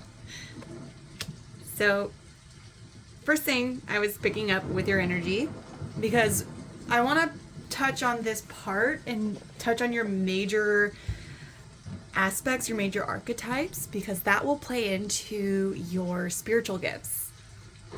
So with the Emperor card, so the Emperor is the patriarch of the major arcana. So maybe some of you are fathers, or maybe some of you just have a very like masculine dominant energy or fatherly kind of energy. Also ruled by Aries or the planet Mars, so that could be something in your chart. So with the Emperor, this is a high authority figure, definitely a leader, very ambitious and assertive, and can be patient and strategic, because they see all sides, all angles of situations, and they know how to be strategic in their approach. So they're not easily swayed. So they have a strong foundation. Especially I'm seeing this castle. So I'm getting the sense of like maybe you have your own empire, or in whatever way that could be. Maybe you're just you could be like an entrepreneur and you have your own empire in that way, so to speak. Or just something where you definitely like to work alone or just work for yourself is a strong sense of what I'm getting. So with Dracula, so the qualities I felt with this card is there's definitely this quiet presence about you. And that quietness, it's not like a shy presence. It's actually kind of intimidating. In a way, it's like your quietness is so intimidating, and the way you approach things, it's like no one wants to mess with you, is what I'm getting with that. So it's the space between your words that evokes a lot of power. That's what's intimidating about it. Is just this, where other people, I'm on the other spectrum, where let me fill the air with all the words that I can. You're on the opposite. You're like a man a few words, or a woman a few words. Yeah, let me move this just a bit. Okay. So, other qualities I was getting with you is very cordial, very well-mannered, refined. I'm getting kind of like you dress really well, some of you. Maybe you like wine or blood, whatever fits your fancy. But you're very mysterious too, so people are constantly like, they don't know what to think of you. But they also emit this very like sexually arousal kind of energy, especially with vampires. Just in general, they're very like sexual kind of creatures. So I'm getting a little bit of that from you, or some of you. Now with this vampiric nature, so he's like the lord of all the vampires. So I feel like with your energy, and this could be more speaking on the terms of like what your soul does when, like, let's say when you're asleep and you go off into the astral realm and start traveling. What you do in the shadows is what I'm hearing. Is you work around, or you help energy vampires. And these are people or entities that are parasitic in nature. So these are the ones who drain us when we're around them. And they seem to thrive on fear and pain of others. So it was a little dark when I was picking up, but what I think more so, it was maybe the way you handle them, because you have this authority, this presence about you. It's like they'll listen to you. So that could even translate into this physical world if like you see people around you, and if anybody starts giving you shit, it's like you could just give them a look, and then they're like, okay, sorry, master. Like, they're like, oh, I bow down to you. So it's like you put people into check real easily. And then some symbols with vampires. It's like, I was thinking of this quote in the movie Dracula, Bram Stoker's Dracula, and he was saying the blood is life, and blood is very symbolic. It's like life force energy. It's nourishment, it's rejuvenation, it's strength. So something in that, in what you offer. Immortality, of course, naturally comes with the Dracula energy. And then life, death, and rebirth, because they can take away a life and also give a new life. Like there's a new rebirth, becoming a vampire. So very strong energies centered around that. Now I want to get an oracle card from the Saints and Mystics deck, and that is going to give me a better archetype for you.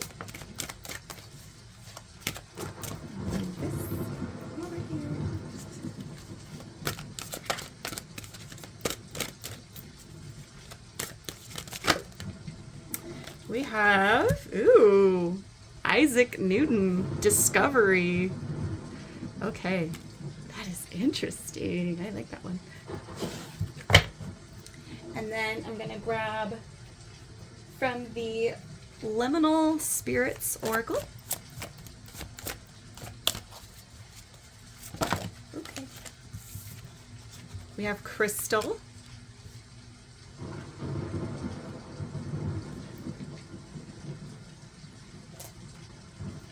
And then the Wild Unknown Archetypes. Oh gosh, okay. 2 cards wanted to come out. We have the Medallion. And then we have the Village.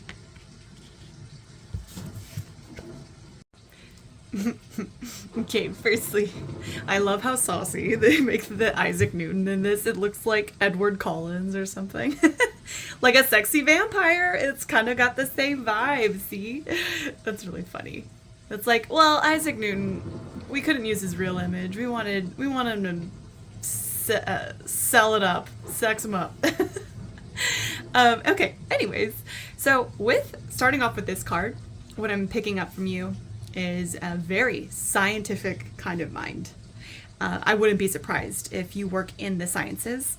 So it could be like physics, astronomy, or if we're looking at more like alchemy kind of work. So, and just mathematically gifted is what I'm picking up for some of you.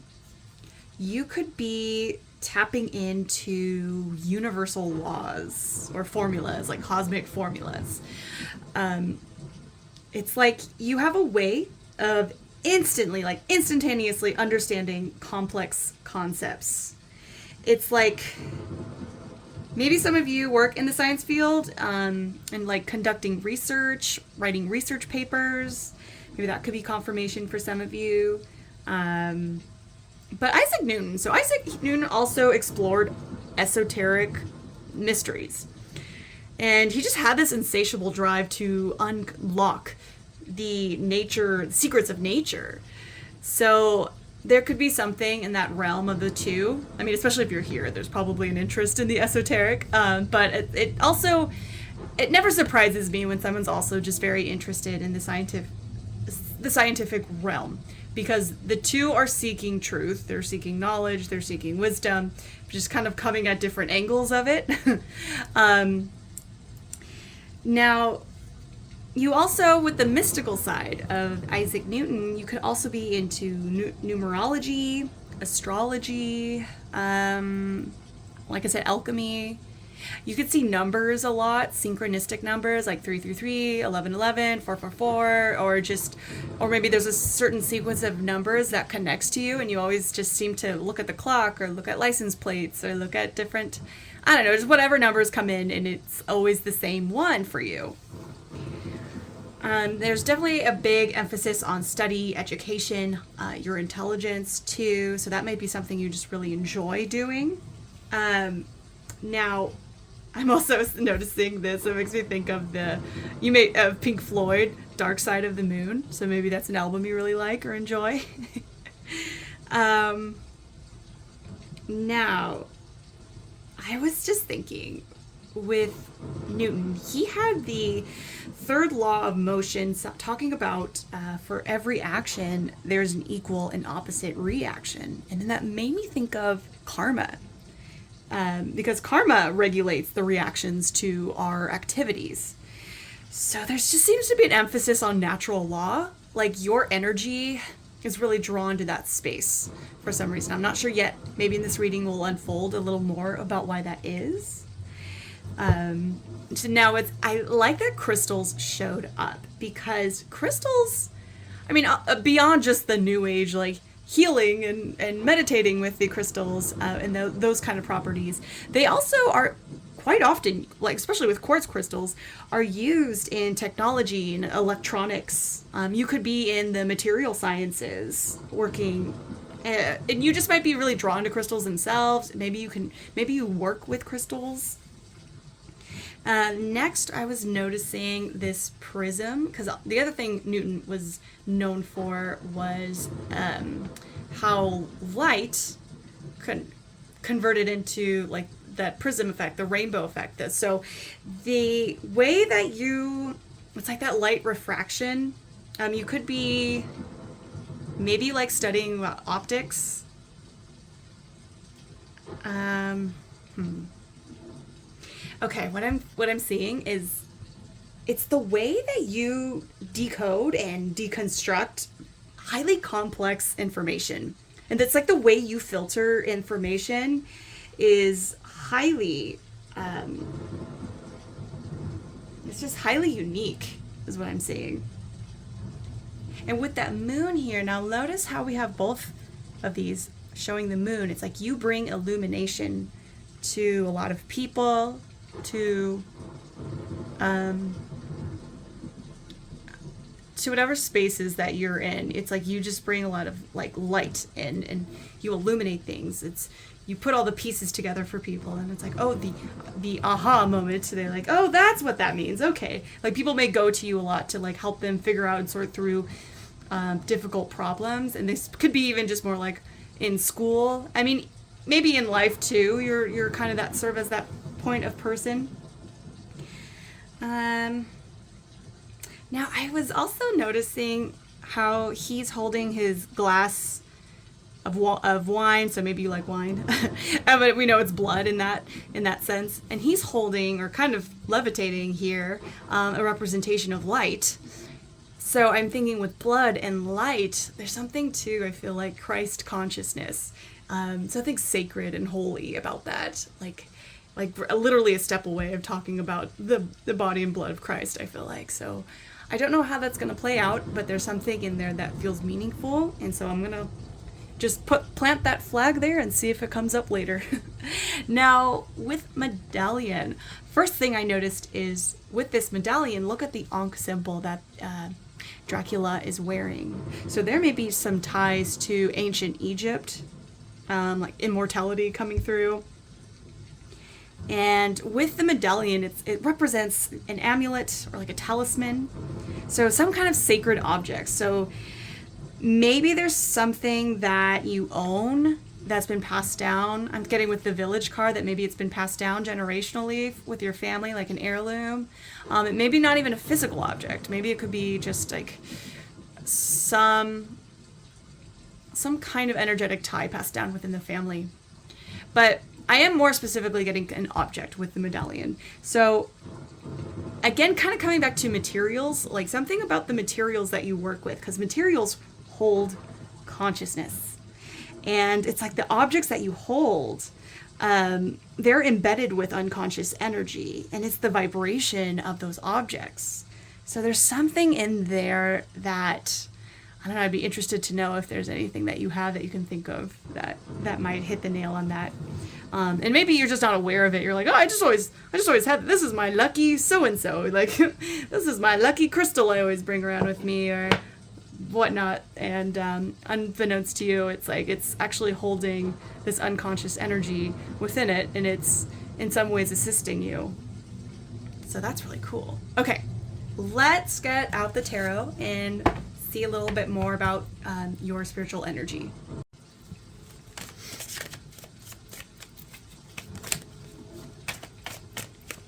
Is group threes, spiritual energy. Okay, oh, there's our upside down. Oops. I'm going to take these all up, right? So we've got the Chariot. I'm going to move these away.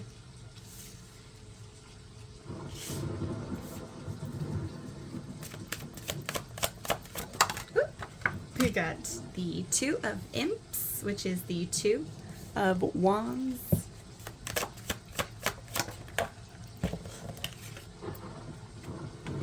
The Four of Ghosts, which is the Four of Cups.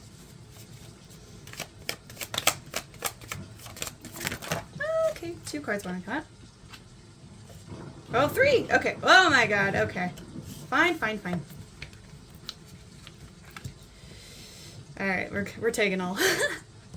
So we've got the Nine of Cups, or Nine of Ghosts, the Six of Bats, which is the Six of Swords, Ace of Ghosts, Ace of Cups, and the Queen of Imps, which is the Queen of Wands.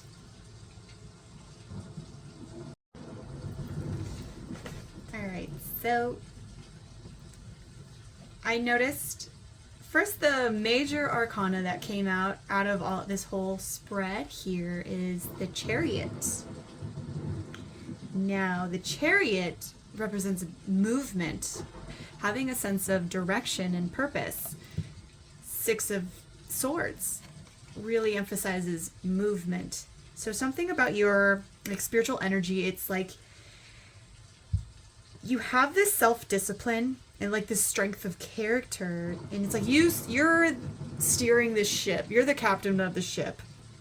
And it's like you have this strong sense of action to overcome difficulties. It's like in your nature. And what I'm hearing is like you get things moving. You take action and ultimately affecting the movement of energy. So kind of like bringing it back to the law, karmic law, and the law, I cannot speak today, Isaac Newton's third law of motion. It's like you're that ball that gets things moving. I love that. So let's see what else we have going on here. Two of Wands really shows me, I feel like this is you. And earlier on when I was talking about those energetic vampires, it's like you come in and sift through them, and you have to tease them apart and bring back order and structure. You're this bold leader, resolving conflicts, creating growth, and taking those like energetic parasites out of the way, out of the picture. And then you're like some kind of facilitator of something, is what I'm picking up with you. With the Four of Ghosts, I was noticing with the Nine of Ghosts, they both have their arms crossed. So I feel like there's maybe a stubbornness in your energy, which wouldn't be surprising because with the Emperor card, there's these ram heads on the side of his throne, which I can see this strong, like a butting of heads. So because you are a strong personality or a strong presence of force, the good side of that nature is that it's like you really hold on to the vision and not easily talked out of things. So there's a good sense of stability in your nature for that. And then I noticed these little ghosts in this picture and in this card as well. It's like, I feel like this is a confirmation of your little spirit allies, the people that are not even just people. These could be ancestors, these could be angels, these could be ascended masters, or other kinds of non-human entities around you. And not to scare you, but it's just, there's a lot more in our universe that we're not aware of. But they are your guides, they are your helpers, and I see them with these little treats trying to cheer you up. Give a little back rub. I'm getting a feeling that they try to send you energy, and they try to even send people your way when you're dealing with heavy conflicts or heavy emotional experiences. They come in, they might nudge people to you. Sometimes if you get like little acts of kindness, somebody brings you treats or a cup of coffee today, or they just thought of you and sent you a little message. I'm hearing that sometimes your guides will come and give them a little bump, like like a little whisper in the ear, like and other things too that just kind of reroutes and sends you synchronicities and signs. Maybe they communicate through the numbers that you're getting with your synchronicities. So just a little validation for you in case you ever picked up on that but weren't quite sure. Yeah, they're helping you move through any emotional experiences, so that way you're not carrying this emotional baggage. Six of Swords talks about moving to calmer waters and not having this emotional baggage. It's like you're packing light for your journey.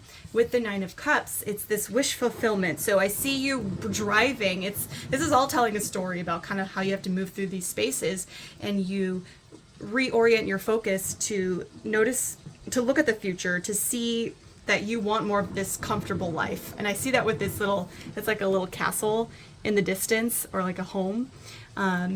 It's like you want this more comfortable life for yourself, and so all these wishes and manifestations, but you're the driving force in the seat here, and you go after this with the Ace of Cups here. Now it's interesting because the Ace of Cups is also about eternal life, another nod to the cup of blood there, and this life force energy that you have. And it's like you embody love, connection, and that ultimately is what makes you this great leader, because we have the Queen of Wands here, and it's there's something sort of charismatic about you, or just that draws people in, and this is what makes you successful. All of what we just spoke about feeds into your powerful spiritual energy. Oh, and then lastly, I saw this on the back of the deck, which is equivalent to Ten of Pentacles, talking about community or family. So I'm seeing that village come through again. So this is like your support network coming in. So you do have a strong support, either in your life that you're aware of, or maybe more in the background of your spiritual life that you didn't realize was going on. Because especially I saw all those ghosts around you. It's like you're very well protected in that realm. So next I'm going to find out, what are your spiritual gifts?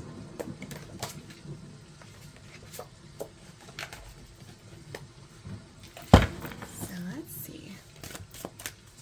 What is group 3's spiritual gifts?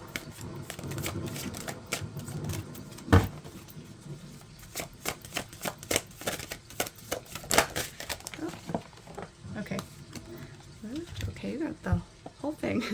The subtle elements on the tree of life, building blocks of reality. Oh, how funny, because this is like natural law again coming in, like studying, dissecting things to understand them better, and like the building blocks, quite literally. Okay, what are your spiritual gifts? Let's go through these spiritual gifts.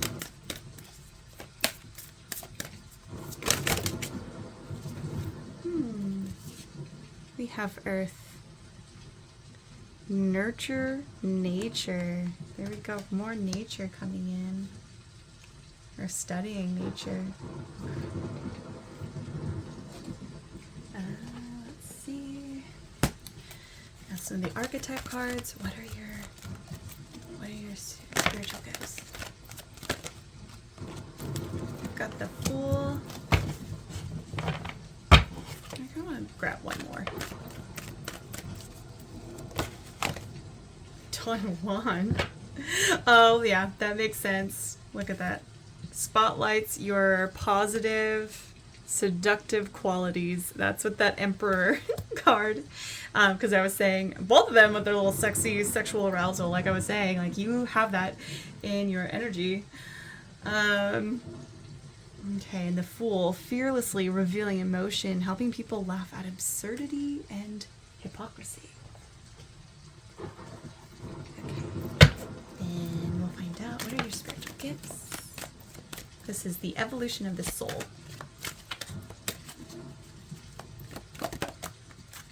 Level 5 consciousness. You've given up destructive habits. You maintain balance in your life, starting to manifest your spiritual being.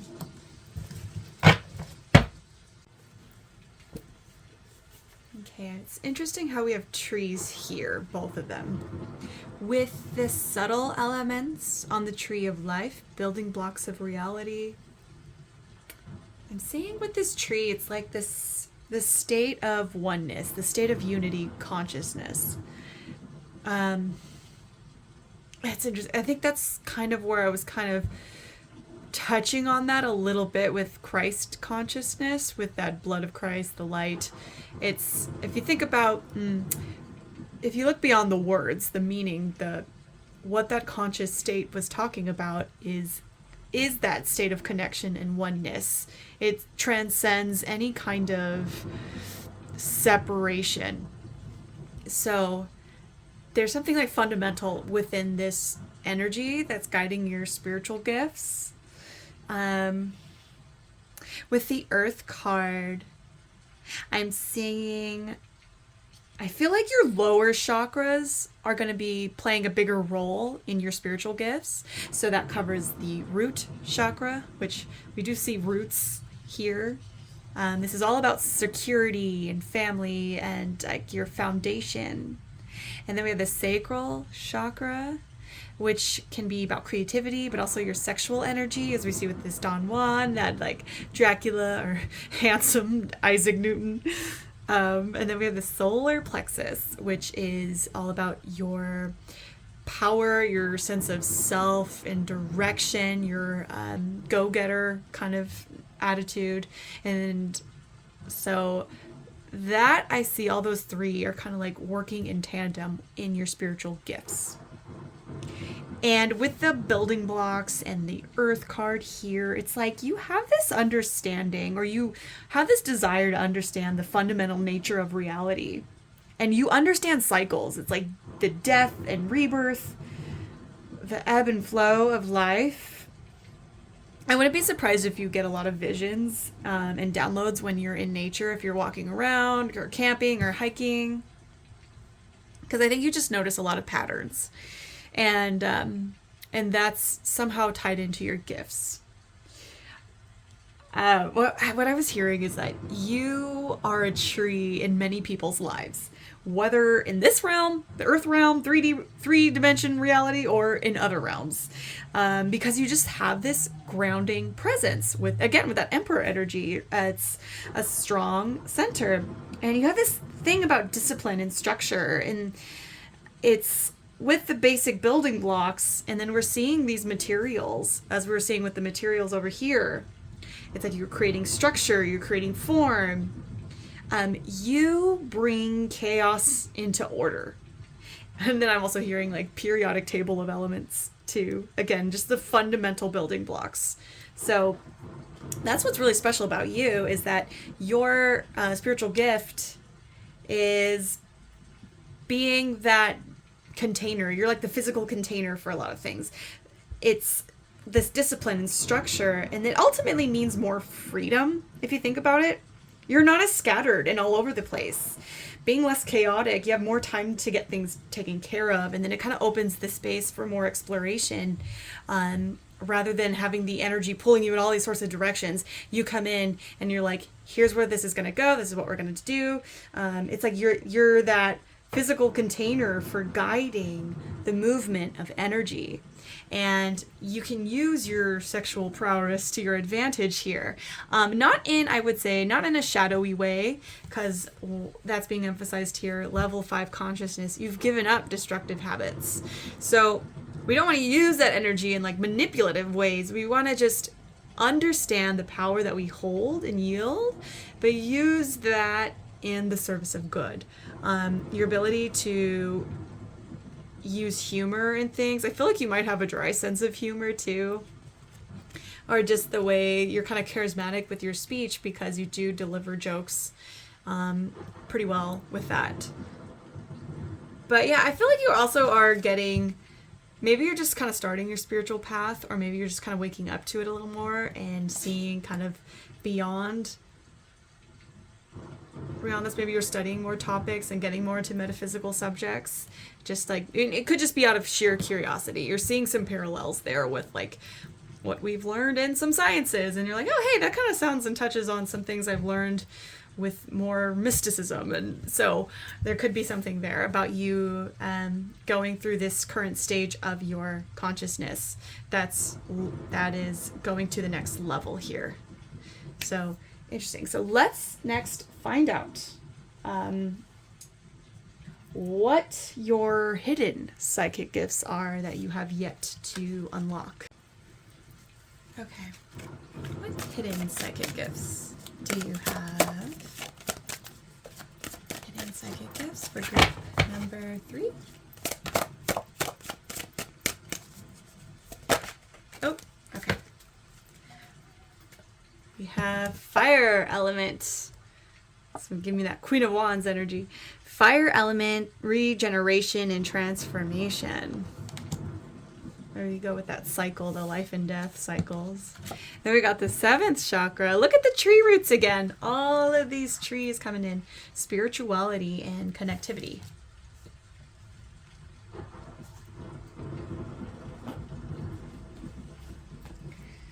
Okay, next, the archetypes. What are you unlocking? What hidden psychic gifts are you unlocking? We have Traveler. Oh, funny.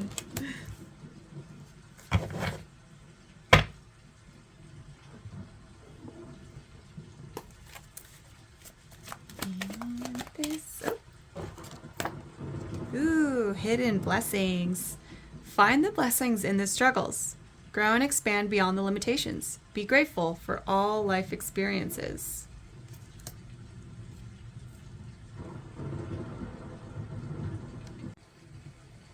Okay, so if this is what is considered your hidden psychic gifts and what you have yet to unlock, I'm seeing this big transformational energy around you. You could be going through a spiritual crisis at the moment, or maybe you're just like old beliefs you're challenging at the moment. Maybe you're here and you're kind of listening to me and like, what the hell is she talking about? But yet there's something in you that's like, oh, but I'm kind of curious where this is going. With the seventh chakra, this tells me about your spiritual connection, your crown. It's connected to your crown chakra.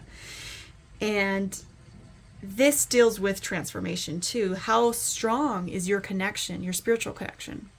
Do you feel like that's pretty developed, or do you feel like it's a little weak? Do you feel a little disconnected from your spirituality, or a sense of wonder? And I'm gonna use different words because that can be such a loaded word. So your sense of awe and wonder, connection to nature, you're like, wow, I am in true bliss, and what a miracle this life is. And so it really stretches you in that way. Versus when when it has a weak chakra, when we're not very connected to things, with that, maybe not much inspires you, or maybe you look at spiritual people as being deluded and you kind of like congratulate yourself as like, oh, I'm in the real world, not like these people, these phonies. And so maybe coming back to your lower chakras. So maybe if we're overly attached to that, maybe we're really into material things. So like with the medallion too, because that could talk about objects like we were saying. So maybe material possessions are really important. This castle, this empire, this like, how many things do I own? Sex, is burying your desires into these external things. So that tells me that you kind of have these overactive chakras down in the lower center. If this is resonating, this may not resonate for everybody, but just in case, I'm going to be talking to a few set of people here. So if that sounds like you, that could tell me that your crown chakra is a little underdeveloped there. And so you're going to be going through this if you're open to it. This is always an invitation to go through. I'm seeing with level 5 again, it's like you're kind of like waking up to this, or you're getting subtle nudges to it. But maybe there's some experiences that you're just kind of been mystified by, and you're like, I can't ignore it. I have to see what this is, go further into it. And so with this fire element, it's like something in your spirit woke up and activated. And so this regeneration and transformation. Now, this is a big period. When we're dealing with belief systems and stretching those belief systems, it kind of like we have to re-examine all the things in our life, who we are as a person, because if we realize we've been operating in the ego, and then we realize, oh, there's more to that, there's like this transcendent nature beyond that, it's like everything's up to be examined on the table now. It's a beautiful but also very like very emotionally charged process, and can be exhausting. So with hidden blessings, I feel like you've been getting signs to maybe some shakeups that have been happening in your life to try to get you to notice this. Because here it says, find the blessings in the struggles, grow and expand beyond the limitations. Be grateful for all the experiences. So it's like Spirit's trying to come in and like open your mind up to these other possibilities, not just write it off. Diminish the people who are like me talking like this, and I completely get this because I've gone through this journey as well. I used to be very like atheist or agnostic, and then it just slowly through so many experiences started to open and stretch me to be like, okay, I can't ignore this anymore. So that could be something some of you are going through right now. Other hidden psychic gifts, though, I could see you being an astral traveler, soul traveler. So this is when you go into deep meditations. When you're sleeping, you kind of visit other realms and you do this sort of work. Your energy, again, is such a force of nature because you bring structure and form into things. So I feel like whether your ego knows it or not, you are doing this in that spiritual plane of existence. So that's pretty cool. So you have more coming online that want to wake up in your life, but it's, it's always, again, I want to emphasize that it's up to you. It is, you have free will, so it's not like something's gonna make you believe it. That is always a delicate process for a person to go to, and that is always your choice to go through that. Okay, last portion of this reading, we're gonna find out what spirits are trying to connect with you. Oh, okay. Woo, we'll take those. You've got Earth Guardian. Look at that with the Earth card. Stay rooted and grounded. Okay, big emphasis on that. Magic Guardian. Unlock the magic within you. Oh, the last group got this one. Eagle. See from a higher perspective. Move these out.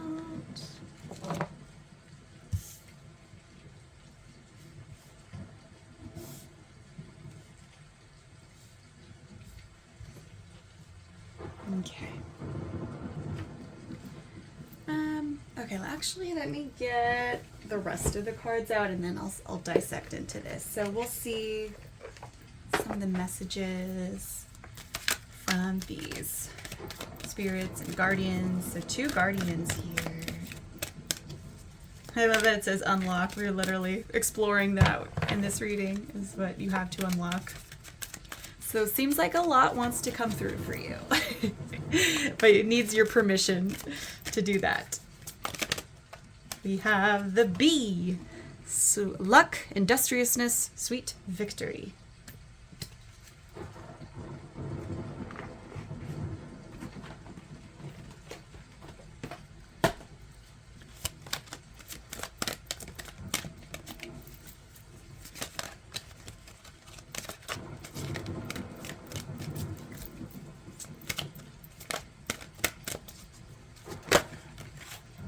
And then we have Universal Heart. I've seen all these triangles again. This sacred geometry. Okay, so the spirits trying to connect with you are lots of angels are around you. So you do have a divine connection with angels, because I'm seeing these 2 angels here. Not only that, we also saw an angel in this picture over here. And there was a card giving a nod to your spiritual divine connection. So you do have that. And it's possible that it's just not as developed at this time, but you are being reminded at this time that you do have this really special connection to the angelic realm. And with the eagle, this is like another animal guide that helps you see through this illumination, because the eagle is very connected to the higher realms, the angelic realms. So this is what helps you, their energy helps you have those kind of powerful insights that come into you, that just kind of all of a sudden float into your awareness, or they just all click into place and connect to it. So I see these are kind of like your mentors in the spirit realm and the unseen side of things.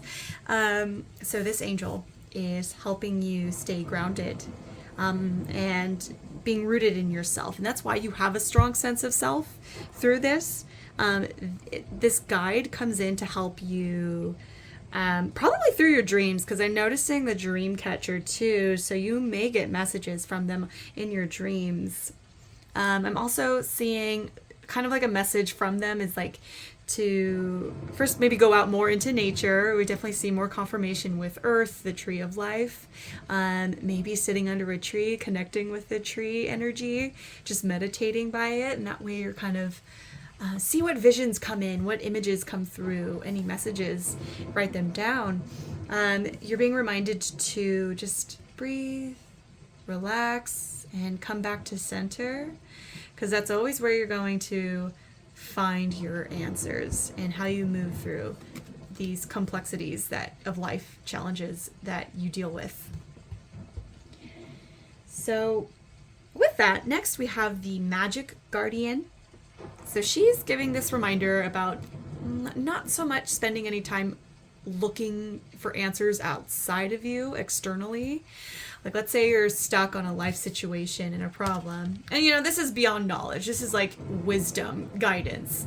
That, she's like, you have that hidden within you. You have this beautiful heart and mind that in this higher perspective, when those things merge, there's your answer.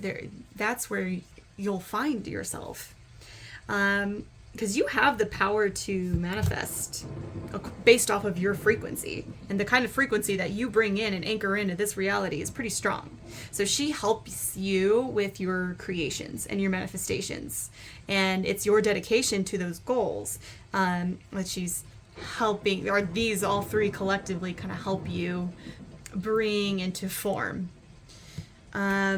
I would say also expect to see some miracles coming your way, some hidden blessings. Like this card was saying, she also talks about like the blessings that are coming in for you. Because as we see with the B card, we see luck, industrious, sweet victory. So some kind of result, something that you had hoped for is going to come along your path. Like they're just giving a little nod or a yes to whatever it is that you've been really trying to create or hope it would take off. I am seeing they're giving acknowledgement to your industriousness, the dedication you have to see things through. Also with the B, makes me think of like the hive mind collective, working as a collective. So there's I don't know if that's something you're very as familiar with. You may have just heard that term a lot, like unity, consciousness, the collective, non-duality. So basically it's transcending the idea of ego, the idea of separation. Separation is an illusion, because when we operate from these higher spaces, you think differently, you feel differently, you respond to life differently. So be more like the bee. So be like the bee. You better believe it. Sorry. Anyways, all good things. With the universal heart, I want to read a little bit of that. So in the book, it says, expand your heart, expand your love, and receive the love of all of universal creation. Your heart is a sacred broadcasting system. You kind of see it in this card too, huh? The heart coming from her. You're able to send and receive love from all corners of time and space. This transcendence of space sheds light into the multi-dimensional, omnipresent frequency that is love. You will observe how when one is in a loving, open heart space, animals on your planet soon will come closer, be more receptive, and generally become more open to your presence. Although many on your plane have closed their delicate rose-like heart from past wounds and old relationships, we want to remind you that the rivers of life continue to flow. Creation is and will always continue to re-express her divinity in every breath. Through this, we gently invite you to open into the fresh moment by recommitting to an open heart. Through this dedication, life situations will transform rapidly. Another potential meaning of this card is that finances are flowing easily, travel opportunities present themselves, and romance is available. Allow for this sacred heart to flow and enjoy this time of great abundance, romance, gifts, and prosperity. Wow, that is a beautiful message. What a way to end the reading. All right, group number 3. Maybe there's a message in 4 if you felt called to it. That was your message. I hope some of that resonated for you. I will see you in the next reading. Take care. Hi, pile 4. Welcome to your reading. You chose the Witch's Tarot. Nope, it's the Everyday Witch Tarot. And you also could have chosen based off of the World card, which is Dr. Jekyll and Mr. Hyde. So first impressions with this is, so Dr. Jekyll and Mr. Hyde. So some of you could be scientists or just a very called to the sciences. Gosh, a lot of these groups are very, very intellectual people. So that's cool. I like that. I'm in. I'm here for it. But what's interesting with the story of Dr. Jekyll, Mr. Hyde, and we see with this reminder, there's a nod to a church. And back in that era, like of Victoria, England, there's definitely these like societal and religious pressures. And so it's this sort of false morality or these false beliefs because of what that society at that time, the culture of that time believed, imposed a lot of restrictions on people. And there could have been a lot of feelings of guilt and shame. And maybe they felt like they couldn't act things out because they thought that it was morally corrupt. They thought in the eyes of God, or just in that society of during that time, it was something to be cautious of. And so with Dr. Jekyll, Mr. Hyde, it's like he represented, when he transformed into this other version of himself, it's like surrendering to his desires, and it brings out this thought of maybe we're repressing our inner self. And so it's like I'm seeing this phase, this transition, this completion here. Something in your life, maybe that was something you're battling with or dealing with, is really coming into who you are and not being so focused or so lost in the idea of like what others expect of you. And you're really getting to explore this other side of yourself, this other dimension of yourself. And it could be spiritually too. I mean, since this whole reading's based off of like your spiritual gifts. But it could be anything though. With the World card, it's like we are, this long road, this long journey finally wrapping up and it going and rebirthing into this next cycle. So with this phase card, I'm also seeing like shapeshifter. There's like the shapeshifter energy about you, or slipping in between realms. Portals, gateways is coming through very heavily. I'm hearing time slipping, which I think of Loki.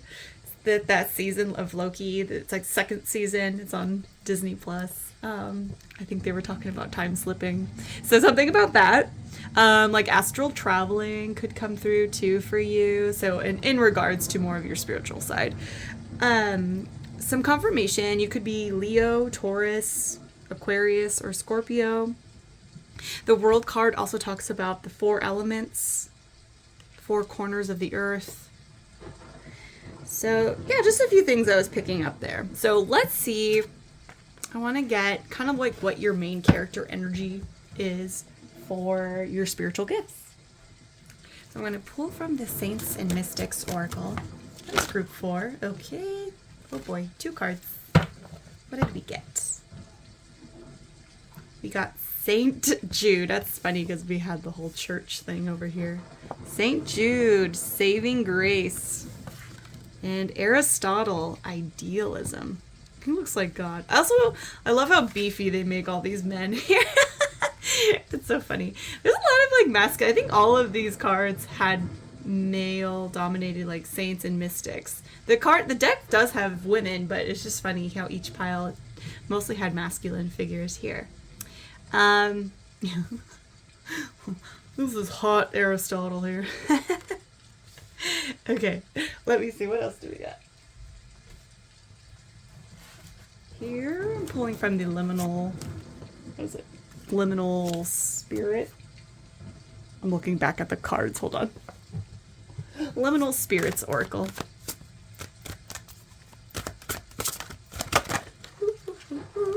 Okay. Goat wanted to come out. Greatest of all time is what I'm hearing.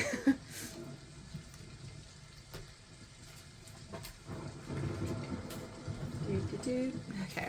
And then this is the Wild Unknown Archetypes.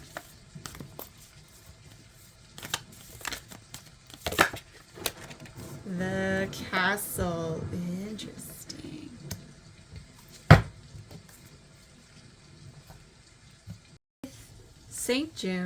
St. Jude starting us off with Saving Grace. Firstly, I noticed all these moons, the cycles of the moon. So again, bringing us back to cycles coming back into your reading. So it really gives this concept of time and this journey that you've been on. So this I'm going to unravel a little bit because I think there's more to your story here that's going to tie into your spiritual gifts and what you're doing. So I get a big healer energy from you. It's like you, through dark storms, conjure up courage. It's like finding this strength deep within yourself. So you help others too. It's like you rescue others from their own darkness or helping them through that process of their darkness.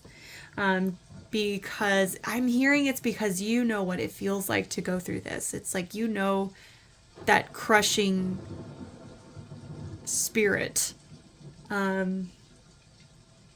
Because with that Dr. Jekyll, Mr. Hyde energy too, talking about our repressed selves, like maybe you were confronted with that part of yourself that you weren't really sure how to deal with. Maybe there were some situations or circumstances that showed that part of you or just brought this humility to yourself because you're like, oh, this dark part of me, which we all have, by the way. I don't think anybody should be under the guise thinking that they're not one of these. We all battle with our own inner demons in some ways. But I think it's just a reminder that we all go through that. But I feel like you're a healer on the psychic and spiritual level. So mainly operating on, I would say, the third eye, the heart chakra, solar plexus. I'm seeing his hand kind of covering over him.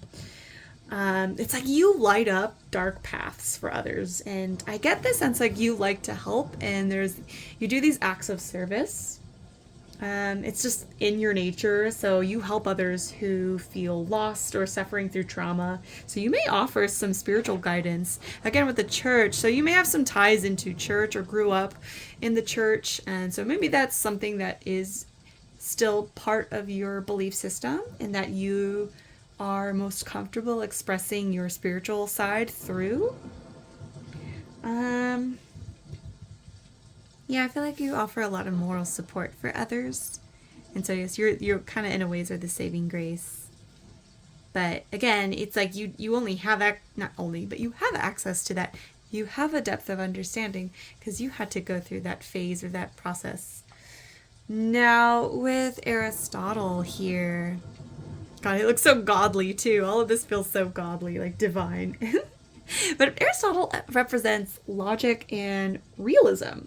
So through reason and deduction, so you're very tapped into your emotions and your compassion, but you also are very logical and left-brained. So you can very cleverly approach challenging topics or emotional circumstances. So Aristotle's energy is all about unleashing unresolved, like bottled up emotions in safe and transformative ways. So I think that you offer that for a lot of other people, and that's in your spiritual gifts. And his energy is connected to the heart and throat chakra, so communication, and then of course that compassion, that love for others. You could also connect, I'm hearing like connecting to the Akashic records, and if you're not sure what that is, I'm going to do a poor job explaining it, but it's essentially everything in life. I think of it like the cloud, how we upload to the cloud, and it records every single data that exists on the internet or online. It's sort of that same thing, but with life. It's like a digital record system, not digital, it's just information, and it's recorded, and they call it the Akashic Library. So everything in history, every thought, every energetic action, it's all recorded. So I feel like you have this ability to access wisdom and information through Akashic records, and maybe you don't even realize you're extracting it when you're kind of in your own way channeling things. Now there's something in your energy that still feels like it's lying dormant. And later in the reading I was going to come across like what your psychic gifts you have yet to unlock, but I think right now there's something dominantly that you're going through that is why there's such an emphasis on this phase transition. It's like you're in this in-between transition phase. Kind of earlier what I was saying, how there's this programming maybe of the society or the culture around you, so it's creating this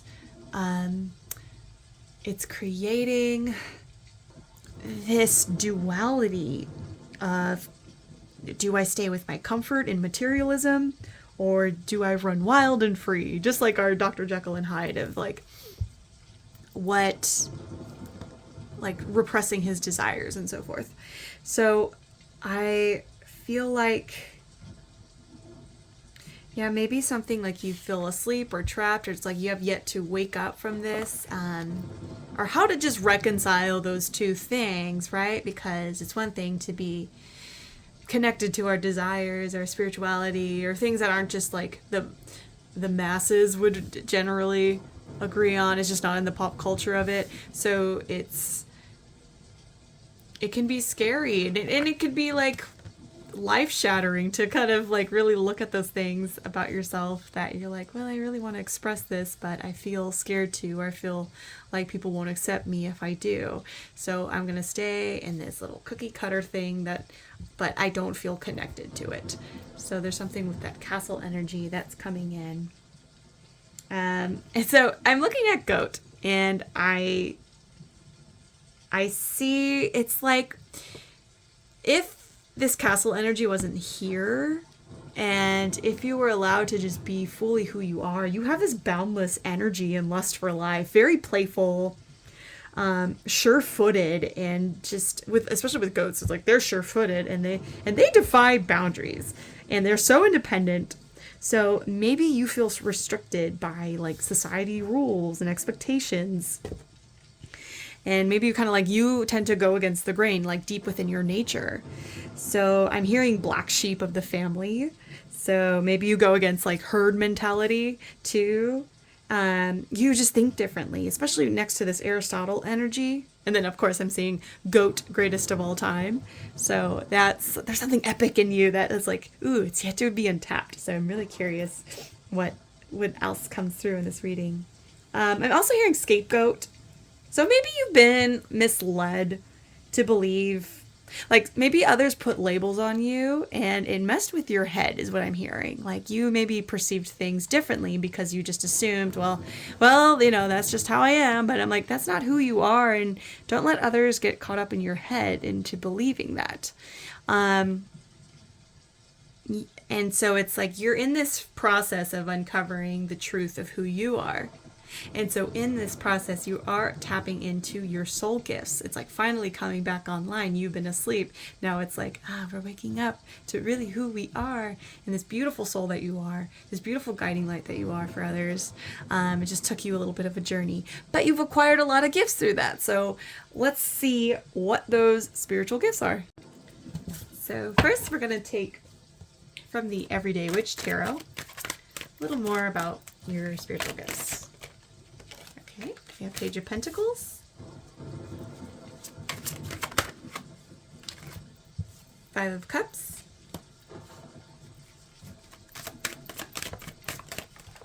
two cards wanted to come out.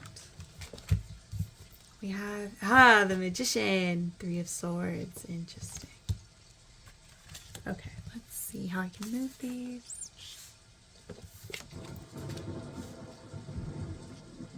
So oh, the star. Yeah, you have a strong North Star, like a guiding light. You are the guiding light for other people.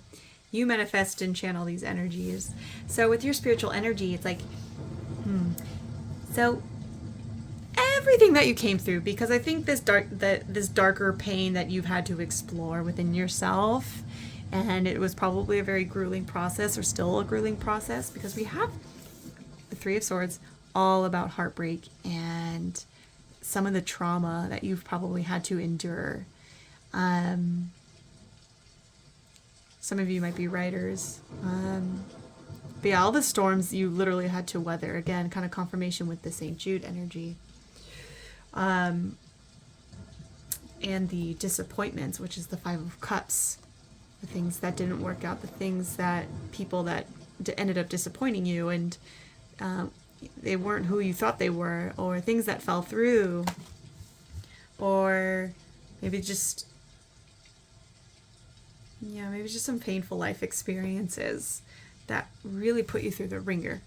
However, you are so gifted at finding the wisdom, finding the gifts out of those lessons. It's like it's giving you this map. I don't know, it gave you this divine intelligence, and like it's like you started to plot and map out things, and turned it into an opportunity for yourself. And you charted a new path and a direction. And I think it's because you gained a lot through these dark spaces. And with the Magician card too, that's such a powerful manifester. It's like, I'm also drawn to these pillars too. So again, a nod to these gateways that you kind of enter through. So yeah, you turn pain into wisdom. You end up, it's like you become the counselor for others, and you show them the roadmap of where to go. And so they have maybe they can lean on you as a support pillar in the community. And that's your spiritual gift.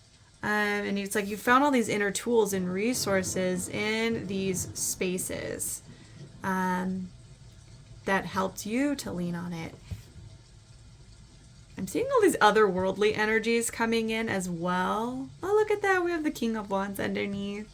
So this charismatic energy about you too, a leader. And look at how he's like kind of plotting as well. Like we have the maps over here. So you have a big mission, is what I'm hearing. Okay, let's find out what your spiritual gifts are. Hey, what are your spiritual gifts? The Lung Meridian, Life Force and Spirit. So I'm already feeling with the lung, I'm thinking of the breath, because that's the life force. With Aristotle, who speaks and talks, it's like the throat chakra. But again, it's like taking in through the lungs to be able to speak. So maybe there's something with communication. Maybe you do public speaking. Maybe that's what your connection to spirit is, like the words that you use to communicate these ideas to other people. But you have the heart, you have the emotion. It's not just dry lecture. It's like you give and you emote with it too. And that's this brings, and it takes on this whole other energy with you. Okay. So yeah, maybe doing breath work too. Maybe you might tap into something there. Coming back to the breath. Okay, we have, the last group got Earth. So you got Earth Star Chakra and Earth. So different grounding practices coming through here. We have Initiation and Nurture Nature. So see, we have this Earth too, which I think we got a little bit here. So you are doing work on the planet. So whether you are actually doing that physically in your physical body, or maybe in like the astral plane. Maybe you go and visit certain areas and places.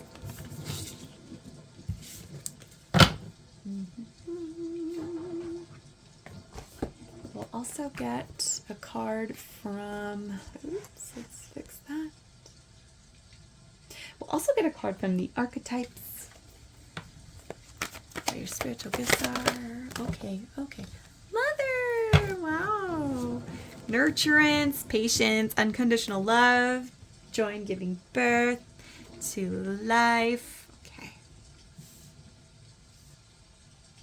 Oh, on the back of the deck of this, angel, helping those in need with no expectation or return. Wow. You are an earth angel. That is you. Oh my goodness. You absolutely are. Okay. Earth angel, please be my... So some of you could be mothers or parent figures. If not, you could also just have that motherly presence that people just kind of melt into when you're around them. And that's why you have that healing energy. Oh no. Okay. Sorry, the light was blinding it. Okay. And as far as your spirit, your soul gifts, your spiritual gifts, we have level 4 consciousness. You've emerged as an individual. You're taking control of your life, beginning to achieve self-mastery. Very cool. Life path 8, material manifester. That's what you are. Power, the boss, can create several sources of income. Prioritize work over love. Interesting. Okay. So let's see. Okay. I'm going to get the book for this. I do know with the Earth card, though, because I just had it in the last reading. So it's really talking about looking after the planet. And then I'm seeing with Mother, it's like Mother Nature, Mother Gaia. You have a connection to her. I mean, so technically we all do because we're all here on this planet. But you specifically, you're doing work with the planet, the Earth. Energy work too, and you do it through, you could do it through people, you could do it through, however, it could also be through animals, children, but it's like you're helping healing the planet. So this concept may sound silly to some of you who, if you know, you know, but for others who are kind of like new to all this and they're like, what do you mean? How do I heal everything if I'm just in this one little corner of my community? Well, that's exactly what you heal. You heal the collective. It's all tied into each other. This, there's a collective consciousness on this planet. That's a whole rabbit hole in itself. So I don't want to just fling New Age terms, but essentially it's that everything is so connected to each other. Think of it like in indigenous cultures, kind of would refer to this, in Native Americans. It's like there's spirit in everything and everything is connected. Think of Pocahontas, how she has what's the lyrics? It's for colors of the wind. It's you think you own whatever land you land on. The earth is just a dead thing you can... Oh, I cannot sing. I'm gonna end it. All right, let's talk this one out. So it's you think you own whatever land you land on, and the earth is just a dead thing you can claim. But I know every rock and tree and creature has a life, has a spirit, has a name. And so it's like this energy you bring in, and it's almost like a fresh air. And I think not holding back that, if that's something that resonates with you and you felt held back because you're like, people gonna think I'm cray-cray. That's why I've been holding them back on this. Everyone's all materialistic and this is the world and nothing else exists outside of it. But you're here to help bring back awareness to this unifying consciousness on the planet. And you healing, doing that inner work and helping others, doing these acts of service also lifts them up. It's like the domino effect. So I want to read from the Earth Star Chakra and what it says from the book. It says, oneness, collective consciousness, anchoring transmission from the higher realms, sacred earth knowledge, integration of the divine, working with grid lines. You are standing at a gateway into the unknown with trust in your heart, ancient remembering in your soul, and inner illumination to light the way. You have access to the seat of creation, the spark of existence, and the codes that hold the blueprints. Ooh, blueprints of who and what we are. This place is clear and grounded despite moving through multi-dimensional realms and able to bridge worlds while functioning in physical reality. The higher you reach for the divine in the realm of spirit, the more important it is to anchor deeply to the earth. Explore clearing meditations, self-energy work. Find ways to balance your life. Be aware of the time of days that are more conducive to different states of consciousness. Ooh, that's what this is all about. Different states. Okay.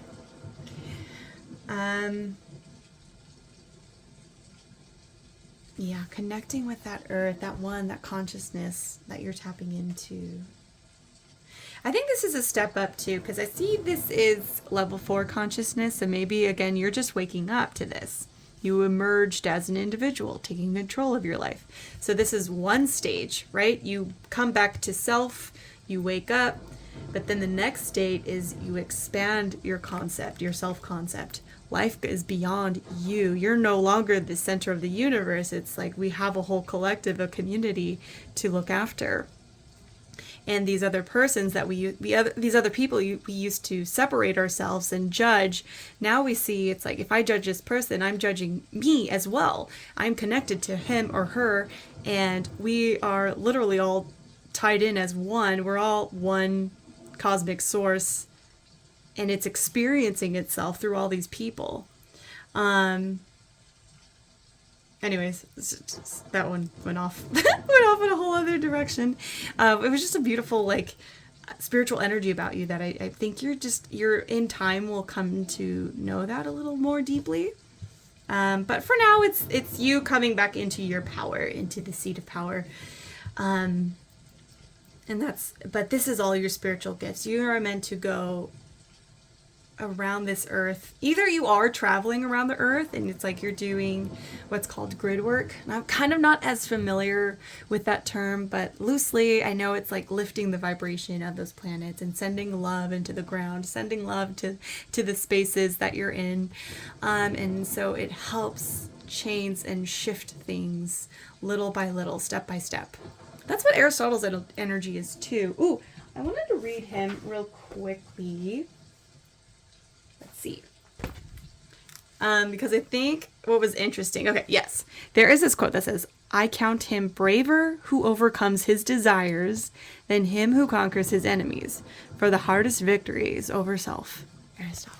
Which is really what that Dr. Jekyll, Mr. Hyde energy is about. Is like overcoming those impulses, those desires, those ego mind that wants to grab your attention, but you're transcending beyond that and coming to terms with yourself and exploring yourself.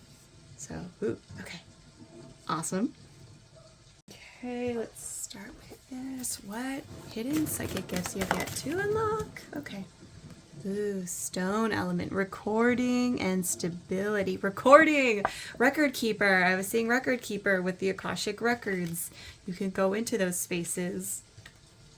Or you have yet to go into those spaces. I think that's something you'll learn in time. So some of you could be even librarians, is what I'm hearing, or do some kind of record keeping, maybe a certain job that you do. But it's something that's untapped in your hidden psychic gifts.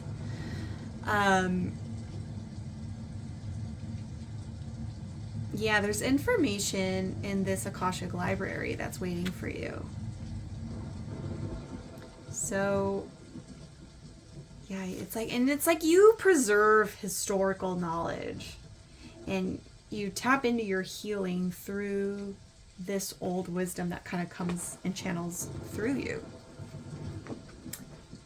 Let's get the Archetypes card, this other Archetypes card. What do you have yet to unlock? What spiritual gifts or psychic gifts do you have yet to unlock?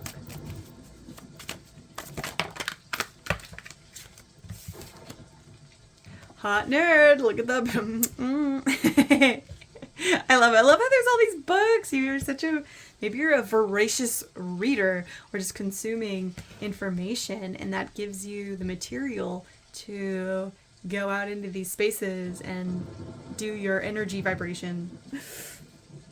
That's cool. Hot nerd. These hot men, they have to put it. I love, you can tell like who are creating these cards. Maybe some of you have tattoos or sleeves. Some of you might wear glasses. Okay, what other hidden psychic gifts you have yet to unlock?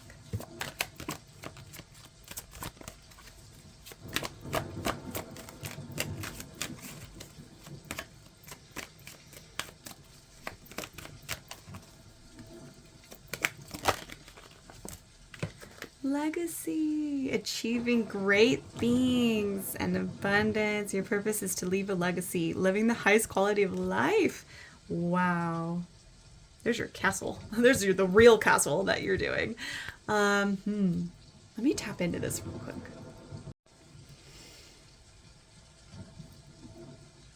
In your untapped psychic gifts, I feel like you might be an Akashic reader. And you carry those gifts within you. It just has to be woken up or tapped into. And again, when I want to kind of elaborate a little more about that Akashic library. I mean, it's not really a library, but it's just a great mental concept representation of that. And it's basically like an energetic archive, and it's a dimension of consciousness, and it tells a story of the soul's journey through space and time as a human being. And I think that's how you can tap into people's information when you encounter them and they feel so very well understood. They feel like you, like, how do you know me? Or like, you get me. And I'm hearing that you tap into their information fields. Like, I'm seeing this orbit here, and it's like you do have this ability if you choose to, like, oh my gosh, my cat is knocking on the door. So you do have this ability to sense this information. You may even like be near a person and all of a sudden get random thoughts or feelings coming in, but you might have just passed it off thinking it was nothing. But I'm hearing that maybe that is something that you have a natural gift for, but it has yet to open up for you, and that's been your legacy in the past, in other lifetimes too, or maybe you were like a Akashic librarian of something. And maybe this too is something in your legacy, your future mission, soul mission is going to be doing in this life too. But more is to be revealed. We'll find out more. Okay, now let's go and see what spirits are trying to connect with you.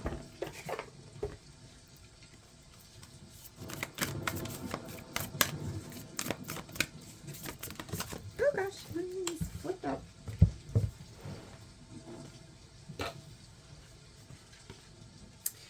Wow, okay, Oracle, wait for important information. So you do have a very psychic, intuitive system. You might have been like some kind of psychic priestess or priest too, with that magician energy, maybe in past lives. So I feel like maybe there are some ascended masters around you or other guides that are with you, who help you tap into this ability. Maybe they themselves were oracles in the past, like in ancient Greece or in shaman cultures. And they bring and gather this information for you and help you as you evaluate it. So it's like they're your book runners. Like, they come in and get the right books, the information, and then present it to you, and then that's how you kind of like discern and decipher and decode information. They're also sending you signs is what I'm hearing, so maybe be on the lookout for certain signs. I'm seeing snakes, maybe serpents. I'm hungry, so I'm thinking about soup. Maybe it's soup season, so get some soup.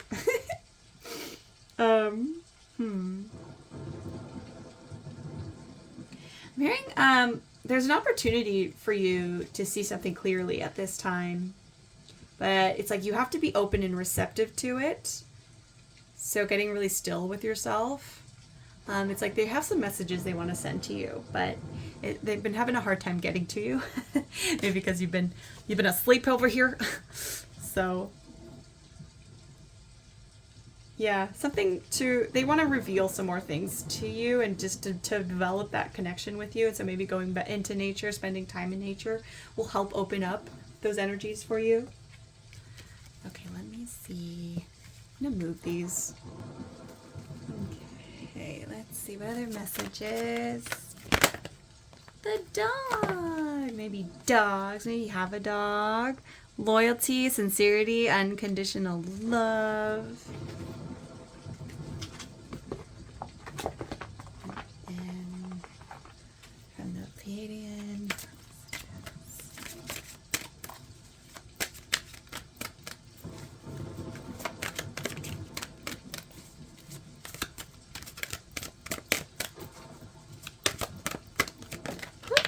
Okay. Ooh, okay, one other group got this too.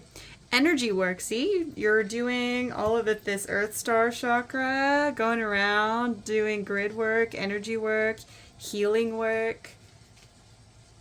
Yeah, I'm seeing these two. Oh my goodness. On the back of the deck, you got portals, which we were just talking about, these portals. So I feel like you're some kind of portal keeper, or like you traverse through these spaces in more like the astral realm, in the astral plane. So, oh, and underneath we have mother-father healing. Might be some confirmation for some of you if that's something that you've been trying to work through. Okay, how do I move this? I'm gonna put our portals card over here.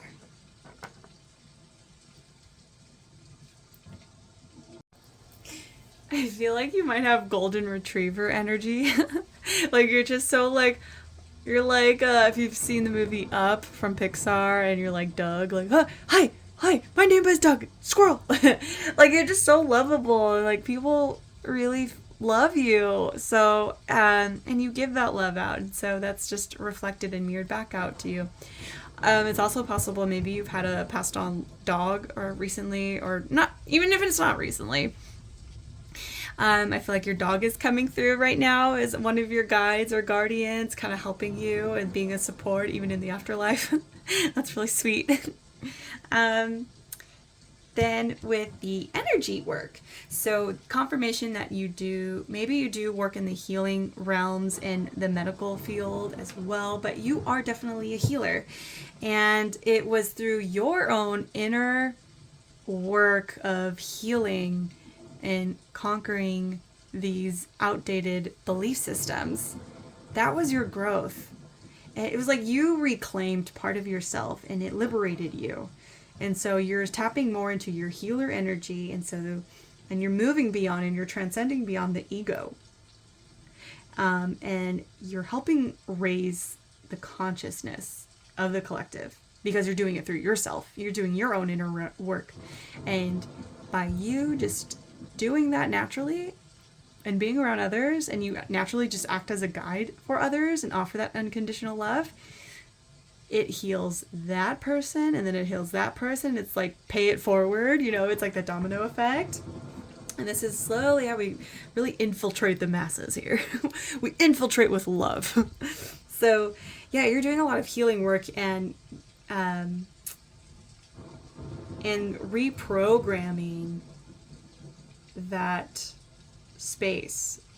I'm seeing too, with you healing your own self and your connection to your own emotions, it's like you're rewriting the program.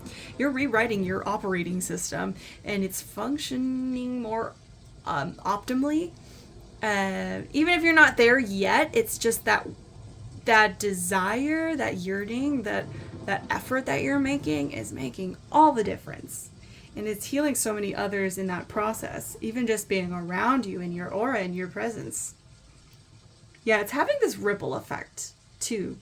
So yeah, maybe looking into energy work if you felt called to that might be something. Even with animals, maybe energy work with animals. That could be something there. Well, all right, pile four. That was your reading. I hope that resonated. I will see you in the next one. Take care. Bye.